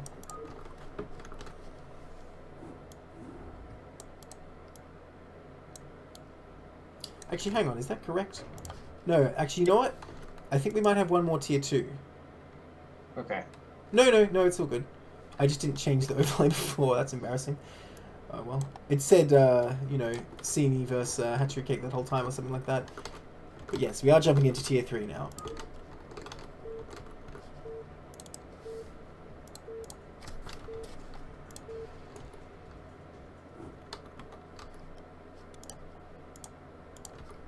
Alright, in the top left, in the magenta, we have, I don't know how to pronounce it to be honest, Kenders, I don't know. And in the top right, we have Simo in the teal Protoss. So Simo is playing for Honor now. Of course, they didn't know it at the time. How do you pronounce it, Royal Blue? You try it. The pink Zerg. Yeah. I think it could even be like Senderzi, right? Mm. If the C and the E make the S sound. Let's just call them Zerg. Yeah, let's call them the pink Zerg. But here we have first non-Terran matchup. So we do have a PVZ coming down here. I don't really know a lot about this matchup, so I'll try to keep quiet and I'll let you do the talking about it. I'm circling saying CPL rap video when. I can't wait. Yep. Oh my god, that would be amazing. And like, it has to feature State Zero just sitting there looking upset. So we're finally into PVZ. Out of those TVZs for now. On Shakuris, I mean, I don't know if you watched the cast Royal Blue. We casted a few on Shakuris so far as part of the other semifinals casts, and saw some very interesting stuff. It seems that 3-hatch Hydra Bus is kind of falling out of favor a lot these days when it used to be super common. Oh, we see a Forge first? Yeah, from Simo. Another thing I would have said is like Forge openings falling out of favor, but I think for higher tiers Gateway is more favored. But yeah, like I was saying, we are in Tier 3 here, so this is like, you know, sub 1500 players generally. So it's fine to just do the kind of like the simpler, more straightforward thing. I think that's definitely the way you want to do it. You want to set yourself up for success, right, in these playoffs, for sure. Mm-hmm. Yeah, and here it looks like a 9-pool from Zerg, so they're going to be going for some early Zerglings to try to pressure onto the Protoss, but the Protoss, knowing this, constructing their own cannon back at their base, actually not knowing that the 9-pool is coming, but just knowing that there's try to put some pressure on. Yeah, you're going to need a second one against this, because Zerg's going to know where he is and send the Lings right away. So you're going to need a second cannon, and you also need a few probes to block, I believe, to defend this properly. So this could be a short game, but look at this. Contesi only getting 6 Lings, then making drones behind it. Now, depending what happens, it's going to be very strong or very weak. Like, if you just kept making Lings, sometimes you win, but other times your 6 Lings, oh my god, that overlord, do the kind of damage, and then you're better off. Oh, look at that, he knows. The probe sees Lings, instant reaction from Simo, really well done there, pulls the probes down here. Mm-hmm. Looks like he's going to be able to defend this just fine. But like I was saying, because Kandesi actually started making drones again immediately, this isn't as committed as it might have been. And you know, a run-by could be worth it here. You just run by and have 2 Lings in the main. Well, let's see. Now look at this. Simo's at the same time as they're holding off with their probes and the cannons, they are actually cannon rushing the Nat location for. Oh, I love it! Finally, I've waited the whole season for this moment. I can't believe State Zero was in here. Yes, Simo is my hero. Oh my gosh, IKEA might have won the series, but Simo has won my heart with this cannon rush. Yes. Oh, and there's so much space back here. This is so funny. This is like.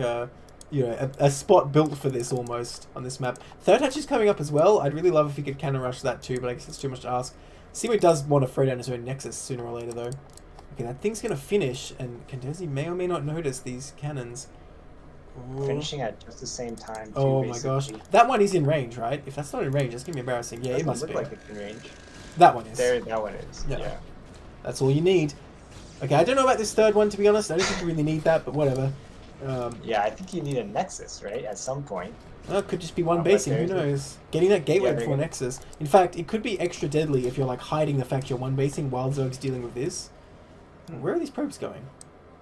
Okay, he sent 4 down, then he turned them back.